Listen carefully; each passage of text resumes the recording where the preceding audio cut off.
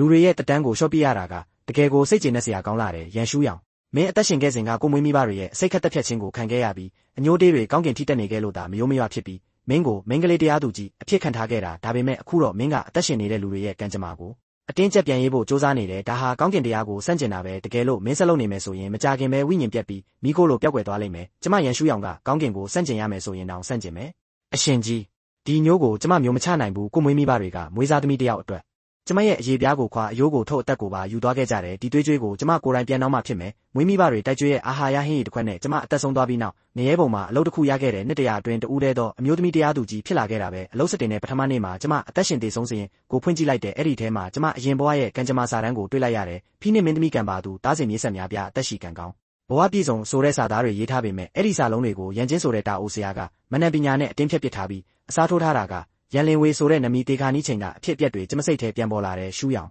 မင်းကငယ်စဉ်ကလေးကကြေးလက်မှာအပင်ပန်းခံပြီးကြီးပြင်းလာတာဒါပေမဲ့လင်ဝေကတော့ချမ်းသာပြီးအလိုလိုက်ခံရတဲ့ဘဝနဲ့ကြီးလာတာနည်းနည်းလေးတောင်အခက်ခဲမခံနိုင်ဘူးဒီဘဝမှာအမေမင်းပေါ်အပြစ်ရှိသွားတယ်လို့မှတ်လိုက်ပါနောက်ဘဝကြရင်တေချာပြန်ရောပေးမယ်ဖိနစ်ကံကြမ္မာကမူလကကျမပိုင်တာတားစင်မြေးဆက်များပြဆိုတဲ့ကံကြမ္မာကလည်းကျမအတွက်ဖြစ်တင်တာအစိတ်ဟင်းရဲ့ခါတက်တဲ့အရာတာကဘာဆက်ထဲမှာကြံနေသေးတယ်လို့ပဲခါလုံးလို့နှလုံးတောင်နာလာတယ်သူတို့ကအတတ်ပညာရှင်တယောက်ကိုခေါ်ပြီးကံကြမ္မာလဲလှယ်ခြင်းပညာကိုသုံးခဲ့တာအခုတော့ဖိနစ်အယိုးနဲ့ကံကြမ္မာကရန်လင်ဝေရဲ့ခနာကိုယ်ထဲကိုရောက်သွားပြီးရန်မီသားစုကိုယ်ဆက်လုံးတရားများတစွာပြစ်ခံရစေခြင်းရင်ခုနှစ်ရက်အတွင်းလူလောကကိုပြန်သွားပြီးမင်းပိုင်တဲ့ဖိနစ်အယိုးကိုကိုယ်တိုင်ပြန်ထုတ်ယူရမယ်မူလပိုင်ရှင်ပြန်ရမှသာကောင်းကင်တရားကမင်းကိုကံကြမ္မာပြန်ရေးခွင့်ပေးမှာခုနှစ်ရက်လားအဲ့ဒါဆိုလုံလောက်ပြီးနေရဲတကားဖွင့်သွားပြီးဝိညာဉ်တစိတ်ကအလောင်းပုံချင်းစီလွင့်သွားတယ်ကျမရဲ့အလောင်းကရွတ်မြေထဲမှာမောက်လျက်ရှိနေတဲ့ပတ်ဝန်းကျင်မှာဖျက်ထားတဲ့လက်တွေခြေတွေပြန့်ကျဲနေပြီးတောခွေးချို့ကကျမခြေတော့ကအသားကိုကိုက်စားဖို့လုပ်နေကြတယ်ဝိညာဉ်ပြန်ဝင်သွားတဲ့အချိန်ကျမမျက်လုံးဖွင့်လိုက်တဲ့တောခွေးကိုခြေတစ်ချက်နဲ့ကန်ပစ်လိုက်ပြီးအစိတ်တက်လို့အန်ထားတယ်နှုတ်ခမ်းဘေးကသွေးမေးတွေကိုလက်နဲ့တုပ်ပစ်လိုက်တယ်ပြီးတော့တောလောင်းပုံချင်းရဲကနေတောင်းတင်းနေတဲ့ခြေလမ်းတွေနဲ့ထွက်လာပြီးမြို့တော်လမ်းမစီလျှောက်သွားတယ်ဂုံယူပါတယ်ရန်မက်ကြီးရန်အိမ်တော်ရဲ့အကြီးသမီးကိုဒီနေ့အိမ်ရှိမင်းသားကသဘောကျပြီးရွှေယူရီတောင်ချီးမြှင့်ဖို့လုပ်နေရဲ့ဒီလိုဆိုရင်အိမ်ရှိမင်းသားရဲ့မိဖူရာဖြစ်ဖို့ကတေချာတလောက်ပဲရန်မီသားစုရဲ့ဘိုးဝါတင်ချိုင်းကမိခိုးတက်နေတယ်လို့ကံကောင်းနေပြီးဒီလိုရွှေလိုအဖိုးတန်တဲ့သမီးမျိုးမွေးထားနိုင်တာတကယ်ကံကြီးလာတယ်နောင်တစ်ချိန်ရန်မက်ကြီးလည်းယာရုမြင့်ဆုံးထိတက်သွားမှာပဲကျမရန်အိမ်တော်ရှိကိုရောက်လာတယ်ပြီးတော့တကားကြီးကိုခြေတစ်ချက်နဲ့ကန်ဖွင့်ပစ်လိုက်တယ်တကားဆောင်နှစ်ယောက်ထိတ်လန့်သွားကြပြီးဒုတိယသမီးလေးမင်းမသေးသေးဘူးလားအပိုင်းနှစ်ကို profile မှာဆက်တင်ထားပါတယ်ဆက်လက်ကြည့်ရှုပေးကြပါဦးကျမသူတို့ကိုလုံးဝမတုံ့ပြန်ပဲတနက်မက်မက်လျှောက်သွားပြီးလမ်းမကြီးကနေဖြက်ကအခန့်ခန်းမထဲဝင်သွားလိုက်တဲ့အခန်းတစ်ခုလုံးချက်ချင်းတိတ်ဆိတ်သွားတယ်လူတိုင်းခေါင်းလှည့်ပြီးကျမကိုစိုက်ကြည့်နေကြတယ်ရန်မက်ကြီးရဲ့လက်ထဲကအရက်ခွက်ကမြေပေါ်ကျပြီးကွဲသွားခဲ့တယ်အဓိကစားပွဲမှာထိုင်နေတဲ့ရန်မျိုးသမီးကြီးရဲ့မျက်နှာကဖြူဖက်ဖြူရောဖြစ်သွားပြီးထိုင်ကုန်ပေါ်ကနေတန်းထက်လိုက်တယ်ဒါပေမဲ့သူမကမြို့တော်ကြီးတဲ့ကအင်ကြီးအိမ်ကောင်းရဲ့အိမ်ရှင်မပီပြီးချက်ချင်းအကြံထုတ်လိုက်တယ်သူမမျက်လုံးလားဤပြီးကျမဝစ်ကော်လာကိုဆွဲဖမ်းကအတန်ကျဲကျဲနဲ့အော်ဟစ်လိုက်တယ်မင်းဒီတေနာမလေးမင်းမမျက်နှာရှိသေးလို့ပြန်လာရဲသေးတာလားအမေကတနာလို့အကြိုက်ဆုံးရွှေစံထိုးကိုတောင်မင်းကိုငားပေးခဲ့တာမင်းကအဲ့ဒါကိုခိုးပြီးအပေါင်ဆိုင်မှာတွားရောက်ပြီးပိုက်ဆံလဲလိုက်တာတောင်မပြောတော့ဘူးအခုတော့စိတ်ကောက်ပြီးအိမ်ကထွက်ပြေးကိုဒီလိုတရေလိုပုံစံဖြစ်အောင်လုပ်လာသေးတယ်ရန်မီသားစုကဒီလိုတောသူတောင်သားမလေးကိုတောင်ကိုသမီးအဖြစ်မွေးစားပေးထားတာဒါပေမဲ့သူမကတော့တောနဲ့မပြောက်တဲ့ဆင်းရဲသားစိတ်ပဲရှိနေသေးတယ်တကယ်ကိုရွှွန့်နှွင်တဲ့ကအမိုက်လိုဘလို့မှပြုပြင်မရဘူးကျမကရန်မျိုးသမီးကြီးရဲ့အဲ့ဒီတနာဟန်ဆောင်တဲ့မျက်နှာကိုကြည့်နေတယ်ဒီမိမကပဲမကြခင်ကကျမကိုအစိတ်ခတ်ထားတဲ့ဟင်းရည်တစ်ခွက်တိုက်ခဲ့တာကျမသွေးအံပြီးအသက်ပြောက်သွားတာကိုကိုယ်တိုင်ကြည့်နေခဲ့တဲ့သူဒါပေမဲ့အခုတော့အဲ့ခန်းလယ်မှာမေတ္တာပြည့်တဲ့မိခင်ကြီးလိုဟန်ဆောင်နေပြန်တဲ့ရန်လင်းဝေကလည်းလူအုပ်ထဲကနေအပြေးထွက်လာတယ်သူမစက္ကန့်နားကိုကင်ပြီးရန်မျိုးသမီးကြီးဘေးကိုပြေးကက်ကမျက်ရည်တုံးဟန်နဲ့ပြောတယ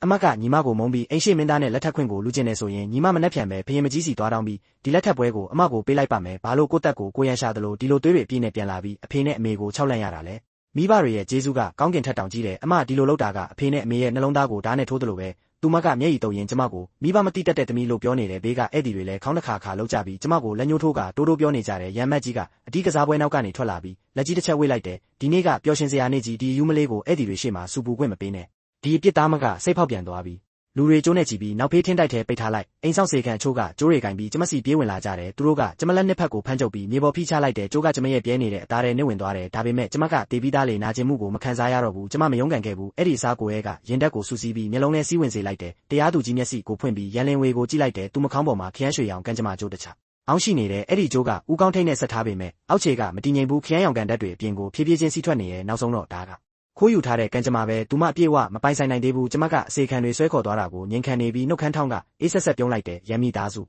ငါတို့ကြားကစရင်ကိုဖြည်းဖြည်းချင်းရှင်းကြတာပေါ့တကားကိုတန်တော့ကြီးနဲ့တင်းတင်းကြပ်ကြပ်ခတ်ထားတယ်ကျမကိုကောက်ရိုးပုံနဲ့ပြစ်ချထားပြီးရင်ဘက်ကဖိနှိပ်နေတယ်လို့ခံစားရတယ်ခန္ဓာကိုယ်ကလည်းတောင့်တင်းနေတယ်အဲ့ဒီအချိန်တကားပြင်ဘက်ကခြေလန်းတန်တွေကြားလာရတယ်တကားကြွီဆိုပြီးပွင့်သွားတော့ရန်မျိုးသမီးကြီးကမိအိမ်ကင်ပြီးဝင်လာတယ်သူမနောက်မှာတော့တာအိုဆရာတယောက်ပါလာတယ်ရန်မျိုးသမီးကြီးကချက်ချင်းမျက်နှာတင်းသွားပြီးလက်ကင်ပေါ်ဝါနဲ့နှာခေါင်းပါဆက်ကိုဖုံးကကျမကိုလက်ညှိုးထိုးပြီးမေးတယ်တာအိုဆရာ ရှင်ပြောတော့ဒီကောင်မရဲ့အသက်ကိုရစပူစော်မှကန်ကြမာကိုလဲလှယ်လို့ရမယ်ဆိုဒါဆိုပါလို့ဒီကောင်မကအသက်ရှင်နေသေးတာလေလင်ဝေနဲ့အိမ်ရှိမင်းသားရဲ့ကိစ္စမှာပြဿနာမဖြစ်သွားနိုင်ဘူးမလားတာအိုဆရာကမျက်လုံးမိတ်ပြီးလက်ချောင်းနဲ့တွက်ချက်ဟန်လုပ်တယ်ကျမကတော့မိဖို့ဘေးကိုမိထားရင်အေးဆက်ဆက်မေးလိုက်တယ်မွေးစားသမီးကိုအိမ်ရှိမင်းသားရဲ့မိဖူရဖြစ်စေချင်တာဒီလောက်တောင်အရေးကြီးလားကိုသမီးရင်းရဲ့အသက်ကိုတောင်အစားထိုးပြရတဲ့အထိလားရန်မျိုးသမီးကြီးကမျက်လုံးလန်လိုက်ပြီးအထင်သေးစွာပြောတယ်လင်ဝေကိုမိဖူရမလုပ်ခိုင်းရင်မင်းတို့တော်သူမကိုလုပ်ခိုင်းရမှာလားမင်းပေါ်လာတဲ့အချိန်ကစားပြီးတခင်ကြီးကငါ့ကိုအိမ်ထောင်ထိမ့်သိမ့်မှုမကောင်းဘူးလို့အပြစ်တင်တယ်ကိုသမီးရင်းကိုလူလဲသွားတာတောင်မသိဘူးလားဆိုပြီးလက်ပေါင်းများစွာငါခန်းထဲတောင်မဝင်တော့ဘူးလင်ဝေသာညံကောင်းပြီးအိမ်ရှိမင်းသားကိုမဖမ်းထားနိုင်ခဲ့ရင်ငါခုချိန်မှာအခြားမယားငယ်တွေရဲ့ခြေထောက်အောက်မှာနင်းချေခံနေရလောက်ပြီမင်းကဝမ်းထဲကမွေးလာတာဆိုရင်ငါ့ကိုအကျွေးတင်နေတာပဲမင်းရဲ့ကံကြမ္မာကိုငါဆုံးဖြတ်မယ်ကျမကဒေါသထွက်လုံးလို့ရဲကျင်သွားတယ်သူမကိုယ်တိုင်အရေးချင်းမရှိတာကိုအပြစ်လွှဲချတဲ့စကားတွေကိုဒီလောက်တောင်ယုံကြည်ချက်ပြည့်နဲ့ပြောနိုင်တာအံ့စရာပဲအဲ့ဒီအချိန်တာအိုဆရာကမတ်မွန်သားနဲ့လှုပ်ထားတဲ့တံမိုးတွေကိုထုတ်လာတယ်အမျိုးသမီးကြီးဒီကောင်မနဲ့အချိန်ပြုံးမနေပါနဲ့တခင်မလေးရဲ့ဖိနဲ့ရိုးကမတည်ငြိမ်သေးဘူးဒီတေမလို့ကောင်မကကို့ဘာသာပြန်လာတာကောင်းသွားတယ်ဒီထင်းတိုက်ထဲမှာဝိညာဉ်ပိတ်မနန်တက်လိုက်မယ်သူမဝိညာဉ်ကိုဒီသားခန္ဓာထဲမှာထာဝရချုပ်ထားပြီးတခင်မလေးအတွက်အသက်ထောက်ရဲကောင်ဖြစ်သုံးလိုက်မယ်ဒါအိုဆရာကတစ်သားတူကိုမြောက်ပြီးမတ်မွန်တစ်မှုကိုရိုက်ချဖို့လုပ်တဲ့အချိန်ခဏအမေဒါအိုဆရာခါဆောင်ပါဦးရန်လင်ဝေကကျမရှိကိုရှောက်လာပြီးထိုင်ချလိုက်တယ်သူမလက်တီးနဲ့ကျမပါကဒဏ်ရာကိုဖိနှိပ်ရင်ပြုံးတယ်အိမ်ရှိမင်းသားပြောဘူးတယ်တခါတော့ကကြည်လင်ကြောက်စိမ့်ဆွဲပြဝတ်ထားတဲ့မိန်းကလေးတစ်ယောက်ကသူ့တက်ကိုခဲခဲ့ဘူးတဲ့အခုတော့အမကညီမလက်ထဲကျလာပြီဆိုတော့အဲ့ဒီကြောက်စိမ့်ဆွဲပြကိုပေးလိုက်ပါတော့မင်္ဂလာညအချိန်မှာအိမ်ရှိမင်းသားသာသူရှာနေတဲ့သူကသူလက်ထပ်ထားတဲ့မိန်းကလေးဆိုတာတီးသွားရင်ဘလောက်တောင်ပြောမလဲမသိဘူးနော်ငါးကန်ကြမ္မာကိုခိုးသွားပြီးသားအခုငါးကြောက်စိမ့်ဆွဲပြကိုပါလိုချင်သေးတာလားမင်းနဲ့ထိုက်တန်လို့လားရန်လင်ဝေကလက်မြောက်ပြီးကျမမျက်နှာကိုရိုက်ဖို့လာတယ်ပါရက်ချက်ကြလာမဲ့အခိုက်တက်မှာကျမလက်ချောင်းကိုနင်းနေလှုပ်လိုက်တယ်ရင်တက်တစကိုမြေပြင်တစ်လျှောက်စီးဆင်းစေပြီးသူမဖက်နှက်အောက်ထဲထိုးဝင်သွားစေလိုက်တယ်ရန်လင်ဝေခြေကျော်သွားပြီးရှေ့ကိုတန်းလဲကျသွားတယ်သူမခေါင်းတစ်ခုလုံးကဘေးနားမှာပုံထားတဲ့တစ်သားဟောင်းစင်ကိုတက်တက်ဝင်တိုက်သွားတယ်တန်ချေးတက်နေတဲ့တန်မိုးတစ်ချောင်းကသူမညာဘက်ပါးကိုချစ်ဖြတ်သွားပြီးမျက်လုံးဘေးကနေမေးရိုးထိရှည်လျားတဲ့ဒဏ်ရာတစ်ချောင်းပေါ်သွားတယ်သွေးတွေစီးကျလာပြီးနယံပေါ်တောင်ဆင်သွားတယ်ရန်လင်ဝေကမျက်နှာကိုကင်ထားပြီးစူးစူးဝါးဝါအော်ဟစ်လိုက်တယ်အာငါမျက်နှာနာလိုက်တာရန်မျိုးသမီးကြီးကလည်းထိတ်လန့်တကြားអော်ပြီးပြေးဝင်လာကရန်လင်ဝေကိုဖတ်ထားလိုက်တယ်လူတွေမြ мян ဆရာဝန်ခေါ်ကြဒီကန်ဆိုးအင်ကိုကန်ဆိုးတယ်လာတဲ့ကောင်မမင်းကသမီးကိုဖျက်ဆီးလိုက်ပြီးရန်လင်ဝေမျက်နှာပြက်ပြီးတွေးထွက်လာတဲ့အချိန်သူမခေါင်းပေါ်ကကန်ကြမာကျိုးကချက်ချင်းမိန်သွားတယ်ပညာရဲရိုင်လာတယ်ကန်ကြမာလဲလဲချင်းအတက်ကခနာကိုပြေးဝကောင်းမွန်နေရမယ်မျက်နှာပြက်သွားတာနဲ့ကန်ကြမာပါထိခိုက်သွားပြီးကျမကကောက်ရိုးပုံပေါ်မှာထိုင်ရင်သူတို့အားလုံးအရှုပ်ထွေးဖြစ်ပြီးရန်လင်ဝေကိုတဲထုတ်သွားတာကြည့်နေရဲ့နှလုံးထဲမှာတော့အေးဆက်ဆက်ရဲနေမိတယ်ဒါအစပဲရှိသေးတယ်အဲ့ဒီအချိန်အိမ်ရှိမင်းသားအိမ်တော်ကစိတ်ဆက်လက်ဆောင်ပို့တဲ့အဖွဲ့ကရန်အိမ်တော်ရှိကိုရောက်လာပြီးရန်မိသားစုဝင်တွေအိမ်ဝင်းထဲမှာအလျင်မြန်ပြေးလွှားနေကြတယ်တာအိုဆရာကတော့ဧကန်ထဲမှာချွေးတုပ်ရင်ရန်မက်ကြီးနဲ့ရန်မျိုးသမီးကြီးကိုကြောက်ကြောက်ရွံ့ရွံ့ပြောတယ်တခင်မလေးမျက်နှာပျက်စီးသွားပြီးဖိနစ်ကန်ကြမာရဲ့ကန်တက်ကအပြင်ကိုစီးထွက်နေတယ်ဆရာဝန်ပေးတဲ့ဆေးတွေကလုံးဝမထိန်နိုင်ဘူးကန်ကြမာကိုတင်းငိမ့်စေပြီးမျက်နှာကိုပြန်ကောင်းလာစေခြင်းရင်ဒီနေ့ပဲအလွန်ရက်ဆက်ပြီးတက်ဖြတ်မှုများတဲ့ယောက်ျားတစ်ယောက်နဲ့ဒုတိယသမီးကိုလက်ထပ်ပေးရမယ်သူတို့မင်္ဂလာညကအနီရောင်မင်္ဂလာဘုဝါကိုတုံးပြီးကန်တက်ကိုပြန်ဖြစ်ရမယ်အတိတ်ပဲမရှိလိုက်တာအမတ်ကြီးအိမ်ကသမီးတစ်ယောက်ကိုဒီနေ့ပဲဘသူနဲ့မဆိုအလွယ်တကူလက်ထပ်ပေးရမယ်ဟုတ်လ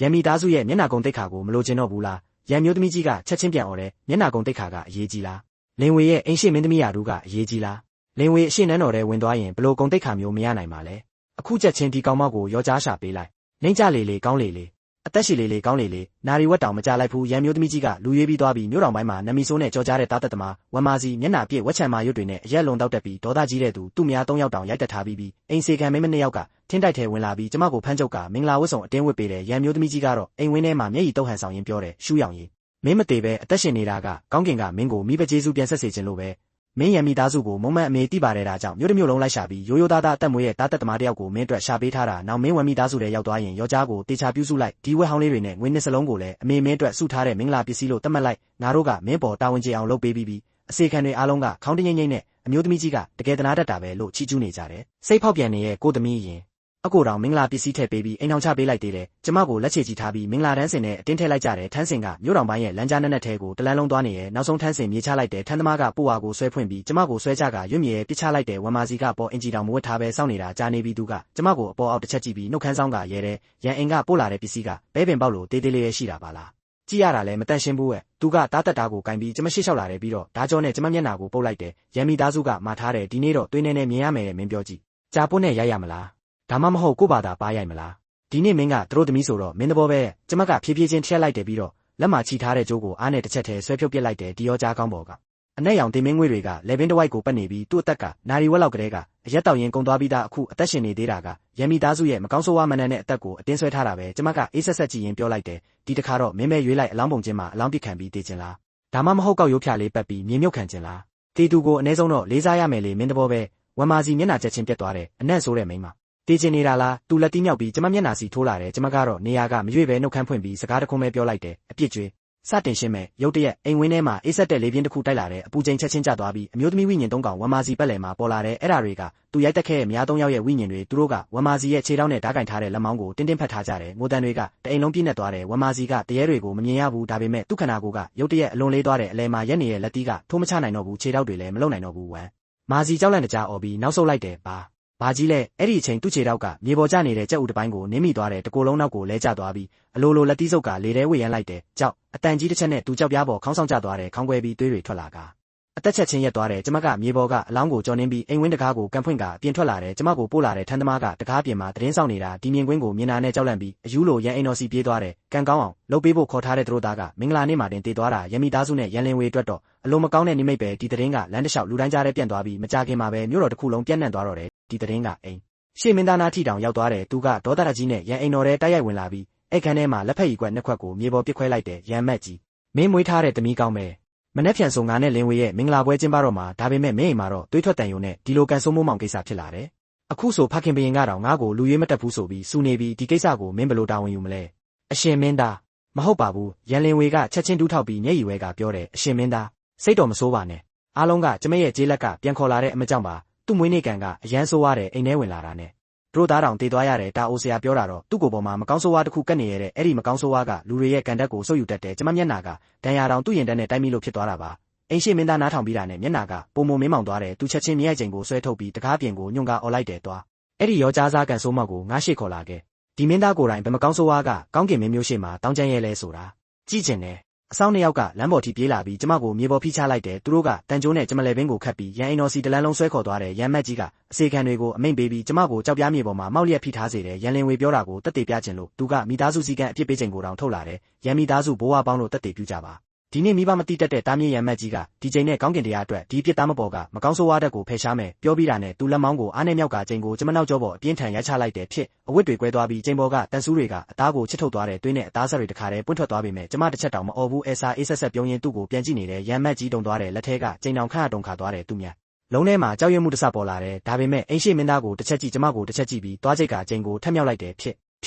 စ်ချိန်ချက်တွေတစ်ချက်ပြီးတစ်ချက်ကျလာတယ်ကျမနောက်ကျောကအသားတွေပွင့်ကွဲပြီးသွေးတွေမြေပြင်ပေါ်စီးကျလာတယ်ကျမမြေပေါ်မှာမောက်နေရင်ထိုင်ကုန်ပေါ်ကအိမ်ရှိမင်းသားနဲ့ရန်လင်းဝေကိုတဲ့စိုက်ကြည့်နေတယ်ရန်မျိုးသမီးကြီးကလက်ကင်ဘွားကိုကင်ထားရင်းဘေးမှာမျက်ရည်ကျဟန်နဲ့ပြောတယ်ရှူးရောင်ရင်ကံကိုလက်ခံလိုက်ပါတော့အမေတောင်းပန်ပါတယ်ညီမလေးကိုတနာတယ်ဆိုရင်ဒီမကောင်းဆိုးဝါဝင်ဘူးနေရဆိုတဲ့အပြစ်ကိုလက်ခံလိုက်ပါပြီးတော့မြန်တေးလိုက်ပါတော့မင်းတေသွားရင်ရန်မိသားစုကနှစ်တိုင်းမင်းအတွက်စက်ကူပိုက်ဆံတွေများများမိရှို့ပေးမယ်အောက်လောကမှာအစာငတ်မှာမဟုတ်ဘူးကျမကသွေးရောနေတဲ့တရွေးကိုထွေးထုတ်လိုက်ပြီးနှုတ်ခမ်းထောင်းကိုကွေးတင်လိုက်တယ်ရိုက်လေအားနဲ့ရိုက်လေမရဲပုံစည်းကမ်းရသူတို့ငါ့ပေါ်ဘလောက်နာကျင်စေလဲဆိုတာကငါ့ပေါ်အကျွေးဘလောက်တင်နေရဲဆိုတာပဲအထူးသဖြင့်အိမ်ရှိမင်းသားလူလောကကတော်ဝင်မျိုးနွယ်တယောက်ကအကြောင်းမဲ့မရဲပုံတရားသူကြီးကိုတပ်ဖို့စ조사ရင်သူ့ရဲ့တိုင်းပြည်ကန်တက်ဖယ်ရှားခံရလိမ့်မယ်ကျမကအိမ်ရှိမင်းသားကိုစိုက်ကြည့်ရင်ဘလို့လုပ်ရင်သူကိုယ်တိုင်တက်ခိုင်းနိုင်မလဲဆိုတာအတွက်နေရဲ့အိမ်ရှိမင်းသားကတော့ကျမမျက်လုံးကိုကြည့်ပြီးကြောချမ်းလာတယ်သူချက်ချင်းရန်လင်းဝေကိုတွန်းဖယ်ပြီးထည့်လိုက်တယ်တေခါနီးနေပြီကိုဒီလိုမျက်လုံးနဲ့ငါ့ကိုစိုက်ကြည့်ရဲသေးတယ်ဒီနေ့ငါကိုယ်တိုင်အိမ်ရှိမင်းသမီးအတွက်မင်းလိုမကောင်းဆိုးဝါးကိုတက်ပြီးကောင်းကင်တရားအတွက်လမ်းရှင်းပေးမယ်သူသားကိုဆွဲထုတ်ပြီးလေကားကနေပြေးဆင်းလာတယ်လက်နှစ်ဖက်နဲ့ဓာတ်ကင်ကကျမနာလုံးကိုတဲ့ထိုးချလိုက်တယ်ဓာဖျားကျလာမယ်အချိန်ရုပ်တရက်ကောင်းကင်တစ်ခုလုံးမိုးမေးတိမ်ဖုံးသွားတယ်မိုးကြိုးတန်တွေဆက်တိုက်မိလာပြီးပြောင်းလျက်စီးတစ်ကြောင်ကောင်းကင်ကနေပြစ်ကျလာတယ်အဲ့ဒီလျက်စီးက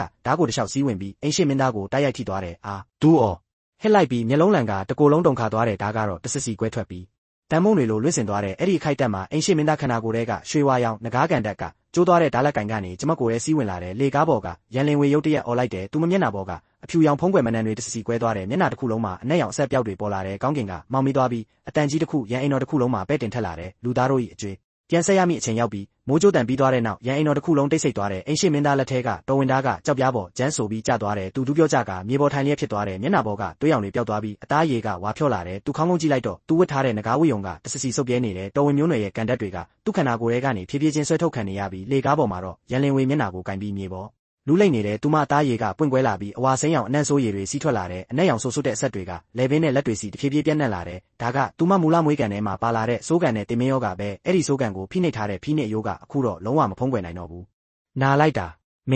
ေကျမမျက်နှာပြက်သွားပြီအယိုးထဲထိပိုးတွေကိုက်နေတယ်လို့ပဲ ရန်လင်ဝေရဲ့အတန်ကတဖြည်းဖြည်းချောက်ကပ်ပြီးကျန်းရှာလာတယ်ကျမကတော့သွေးအိုင်ထဲကနေဖြည်းဖြည်းချင်းထက်လိုက်တဲ့ရင်ဘက်ကသွေးပေါက်ကြီးမှာရွှေရောင်ကန်တက်တွေစီးဝင်လာပြီးအသားအသစ်တွေပြန်ပေါက်လာတယ်ဒဏ်ရာကတဖြည်းဖြည်းပျောက်ကင်းသွားတယ်မရဲပုံရဲ့ရင်တက်တွေကကျမခန္ဓာကိုယ်ပတ်လည်မှာတွဲလဲလဲစုဝေးလာတယ်ရန်မက်ကြီးနဲ့ရန်မျိုးသမီးကြီးကတော့ခြေထောက်တွေပြော့ကျသွားပြီးလေကားပေါ်မှာဒူးထောက်လဲကျသွားတယ်တကိုယ်လုံးတုံရင်နေပြီးတိုင်နောက်မှာပုံနေတယ်ဒါအိုဆီယာကမျက်လုံးပြူးကကျမကိုလက်ညှိုးထိုးပြီးအော်တယ်တရားသူကြီးမင်းကနေရဲပုံရဲ့တာဝန်ကျတရားသူကြီးဖြစ်နေခဲ့တာလားရန်မိသားစုမင်းတို့ကောင်းကင်လောက်ကြီးတဲ့အပြစ်ကျူးလွန်မိပြီးတာအိုဆီယာကရှာထိတ်ကိုကိုက်ပြီးသွေးမီတပွင့်အန်ထုတ်လိုက်တယ်သူသွေးလွမြောက်မှန်တန်သုံးပြီးထွက်ပြေးဖို့စ조사နေရဲ့ကျမကတော့သူ့ကိုတစ်ချက်ပဲကြည့်လိုက်တယ်ပြီးတော့လေထဲမှာလက်ချောင်းကွေးကဖြည်းဖြည်းလှုပ်လိုက်တယ်ထွက်ပြေးမယ်ကျမအေးဆက်ဆက်អော်လိုက်တဲ့အချိန်နေရဲပုံရဲ့အပြာမီတောက်တွေကကြောက်ပြားကြားထဲကနေရုတ်တရက်ပေါက်ထွက်လာတယ်တာအိုဆီယာတကူလုံးကိုချက်ချင်းဖုံးလွှမ်းသွားတယ်သူអော်ဖို့တောင်မမီလိုက်ပဲဖိုးမင်းနဲ့တက်ပြားမှုဖြစ်အိမ်ဝင်းထဲပြန့်ကျသွားတယ်အိမ်ဝင်းထဲကအစေခံတွေနဲ့တော်ဝင်စစ်တီတွေကတော့လက်နက်တွေလွတ်ချပြီးလက်လေးဘက်နဲ့တကားစီနောက်ဆုံးနေကြတယ်ကျမကမြေပေါ်မှာလူးလိမ့်နေတဲ့ရန်လင်ဝေကိုအပေါ်စီးကငုံကြည့်ရင်အေးဆက်ဆက်စီရင်ချက်ချလိုက်တယ်ရန်ကိုဟွာဝမ်ချွေလန်လွန်ခဲ့တဲ့10 ခုနှစ်တုန်းကမင်းတို့ကကိုသမီးရင်းရဲ့မွေးကန်ကမင်းတို့ယာရုကန်ကိုတိုက်ခိုက်မယ်ဆိုပြီးကျမကိုကျေးလက်ကဝက်ချံပေးမှာပစ်ထားခဲ့တယ်အသက်ရှင်မလားတေမလားတောင်မဆောင်ကြည့်ခဲ့ဘူးပြီးတော့တခြားအိမ်ကမွေးလာတဲ့ကလေးကိုကိုသမီးဖြစ်မွေးစားခဲ့တယ်ရန်လင်ဝေခုနှစ်ရက်အကြာမှာမင်းတို့တီးလိုက်တယ်သူမကစိုးကန်ပါတဲ့မွေးကန်ရှိပြီးနောက်လာတော့အသက်မရှင်နိုင်တော့ဘူးဆိုတာ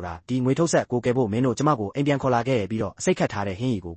ုတိုင်းကျမပါဆက်ထဲလောင်းထည့်ခဲ့တယ်မကောင်းဆိုးဝါတာအိုဆီယာကိုခေါ်ပြီးရစပလက်လင်ဖွင့်ကကျမရဲ့ဖိနစ်ကန်ကျမကိုအတင်းဆွဲထုတ်ပြီးဒီအတုအယောင်ကောင်းမရဲ့ဝိညာဉ်နဲ့ချုပ်ထည့်ခဲ့တယ်ဒီပြစ်တွေတခုချင်းစီလူသားတွေကိုလှည့်စားနိုင်မယ်ထင်နေတာလားနေရဲပုံရဲ့အသက်တွေစရင်ကိုပါလှည့်စားနိုင်မယ်ထင်နေတာလားအိမ်ရှိမင်းသားကဒီစကားတွေကြားတာနဲ့မျက်နှာပြတ်သွားတယ်မြေပေါ်မှာအနက်ဆိုးရည်တွေစီးကျနေတဲ့ရန်လင်ဝေကိုကြည့်ပြီးပုတ်သွေးတပွင့်အန်ထုတ်လိုက်တယ်သူကဒီအတုအယောင်ကောင်းမှအတွက်နေရဲပုံတရားသူကြီးကိုတောင်ရန်ပြူးမိခဲ့တာပဲရန်ကိုဟွာမင်းလိုခွေးအိုကောင်ဒီယောဂထူတဲ့ကောင်မကိုဖိနစ်ကန်ပါသူဆိုပြီးငါ့ကိုလှည့်စားရဲတယ်ပေါ့ငါမင်းတို့တအိမ်လုံးကိုတက်ပစ်မယ်တော်ဝင်စစ်တီများအမိန့်နာခံရန်မိသားစုတအိမ်လုံးကိုခေါင်းဖြတ်တက်စေတယောက်မှမချမ်းနဲ့အိမ်ရှိမင်းသားကအတန်ကုန်ဟစ်လိုက်တယ်ရန်မျိုးသမီးကြီးကတော့ကျမချေတော့ကိုပြေးဖက်ပြီးငိုကြွေးတောင်းပန်တယ်ရှူးရောင်အမေရဲ့သမီးကောင်းလေးအမေအတွက်တောင်းပန်ပေးပါဦးဘလို့ပဲဖြစ်ဖြစ်ငါတို့ကမင်းကိုမွေးခဲ့ရဲ့မိဘတွေပဲလေသွေးကရေထက်ထူတယ်မဟုတ်လားအခုမင်းနဲ့လိုဖြစ်သွားပြီဆိုတော့ကိုမိဘရင်းတွေခေါင်းဖြတ်ခံရတာကိုမကြည့်ရဘူးမလားမြ မြန်ရန်မိသားစုကိုကယ်ပေးပါကျမကတော့သူမမျက်နှာကိုကြည့်ပြီးခေါင်းပြေးပြေးရမ်းလိုက်တယ်မွေးကျေးဇူးအဲ့ဒီညကအသက်ပြောက်ဆေးကိုငါပါဆက်ထဲလောင်းထဲအချိန်မွေးကျေးဇူးဆိုတာပြီးဆုံးသွားခဲ့ပြီးကျမအေးဆက်ဆက်ရဲလိုက်တယ်အခုတော့အရေးကွန်ကွာအယိုးထုတ်ခဲ့တဲ့သွေးကြွေးကိုရှင်းရမယ့်အချိန်ရောက်ပြီးကျမရန်လင်ဝေရှိကိုရှောက်သွားတယ်သူမကကြောက်လန့်ပြီးနောက်ဆုံးနေရဲ့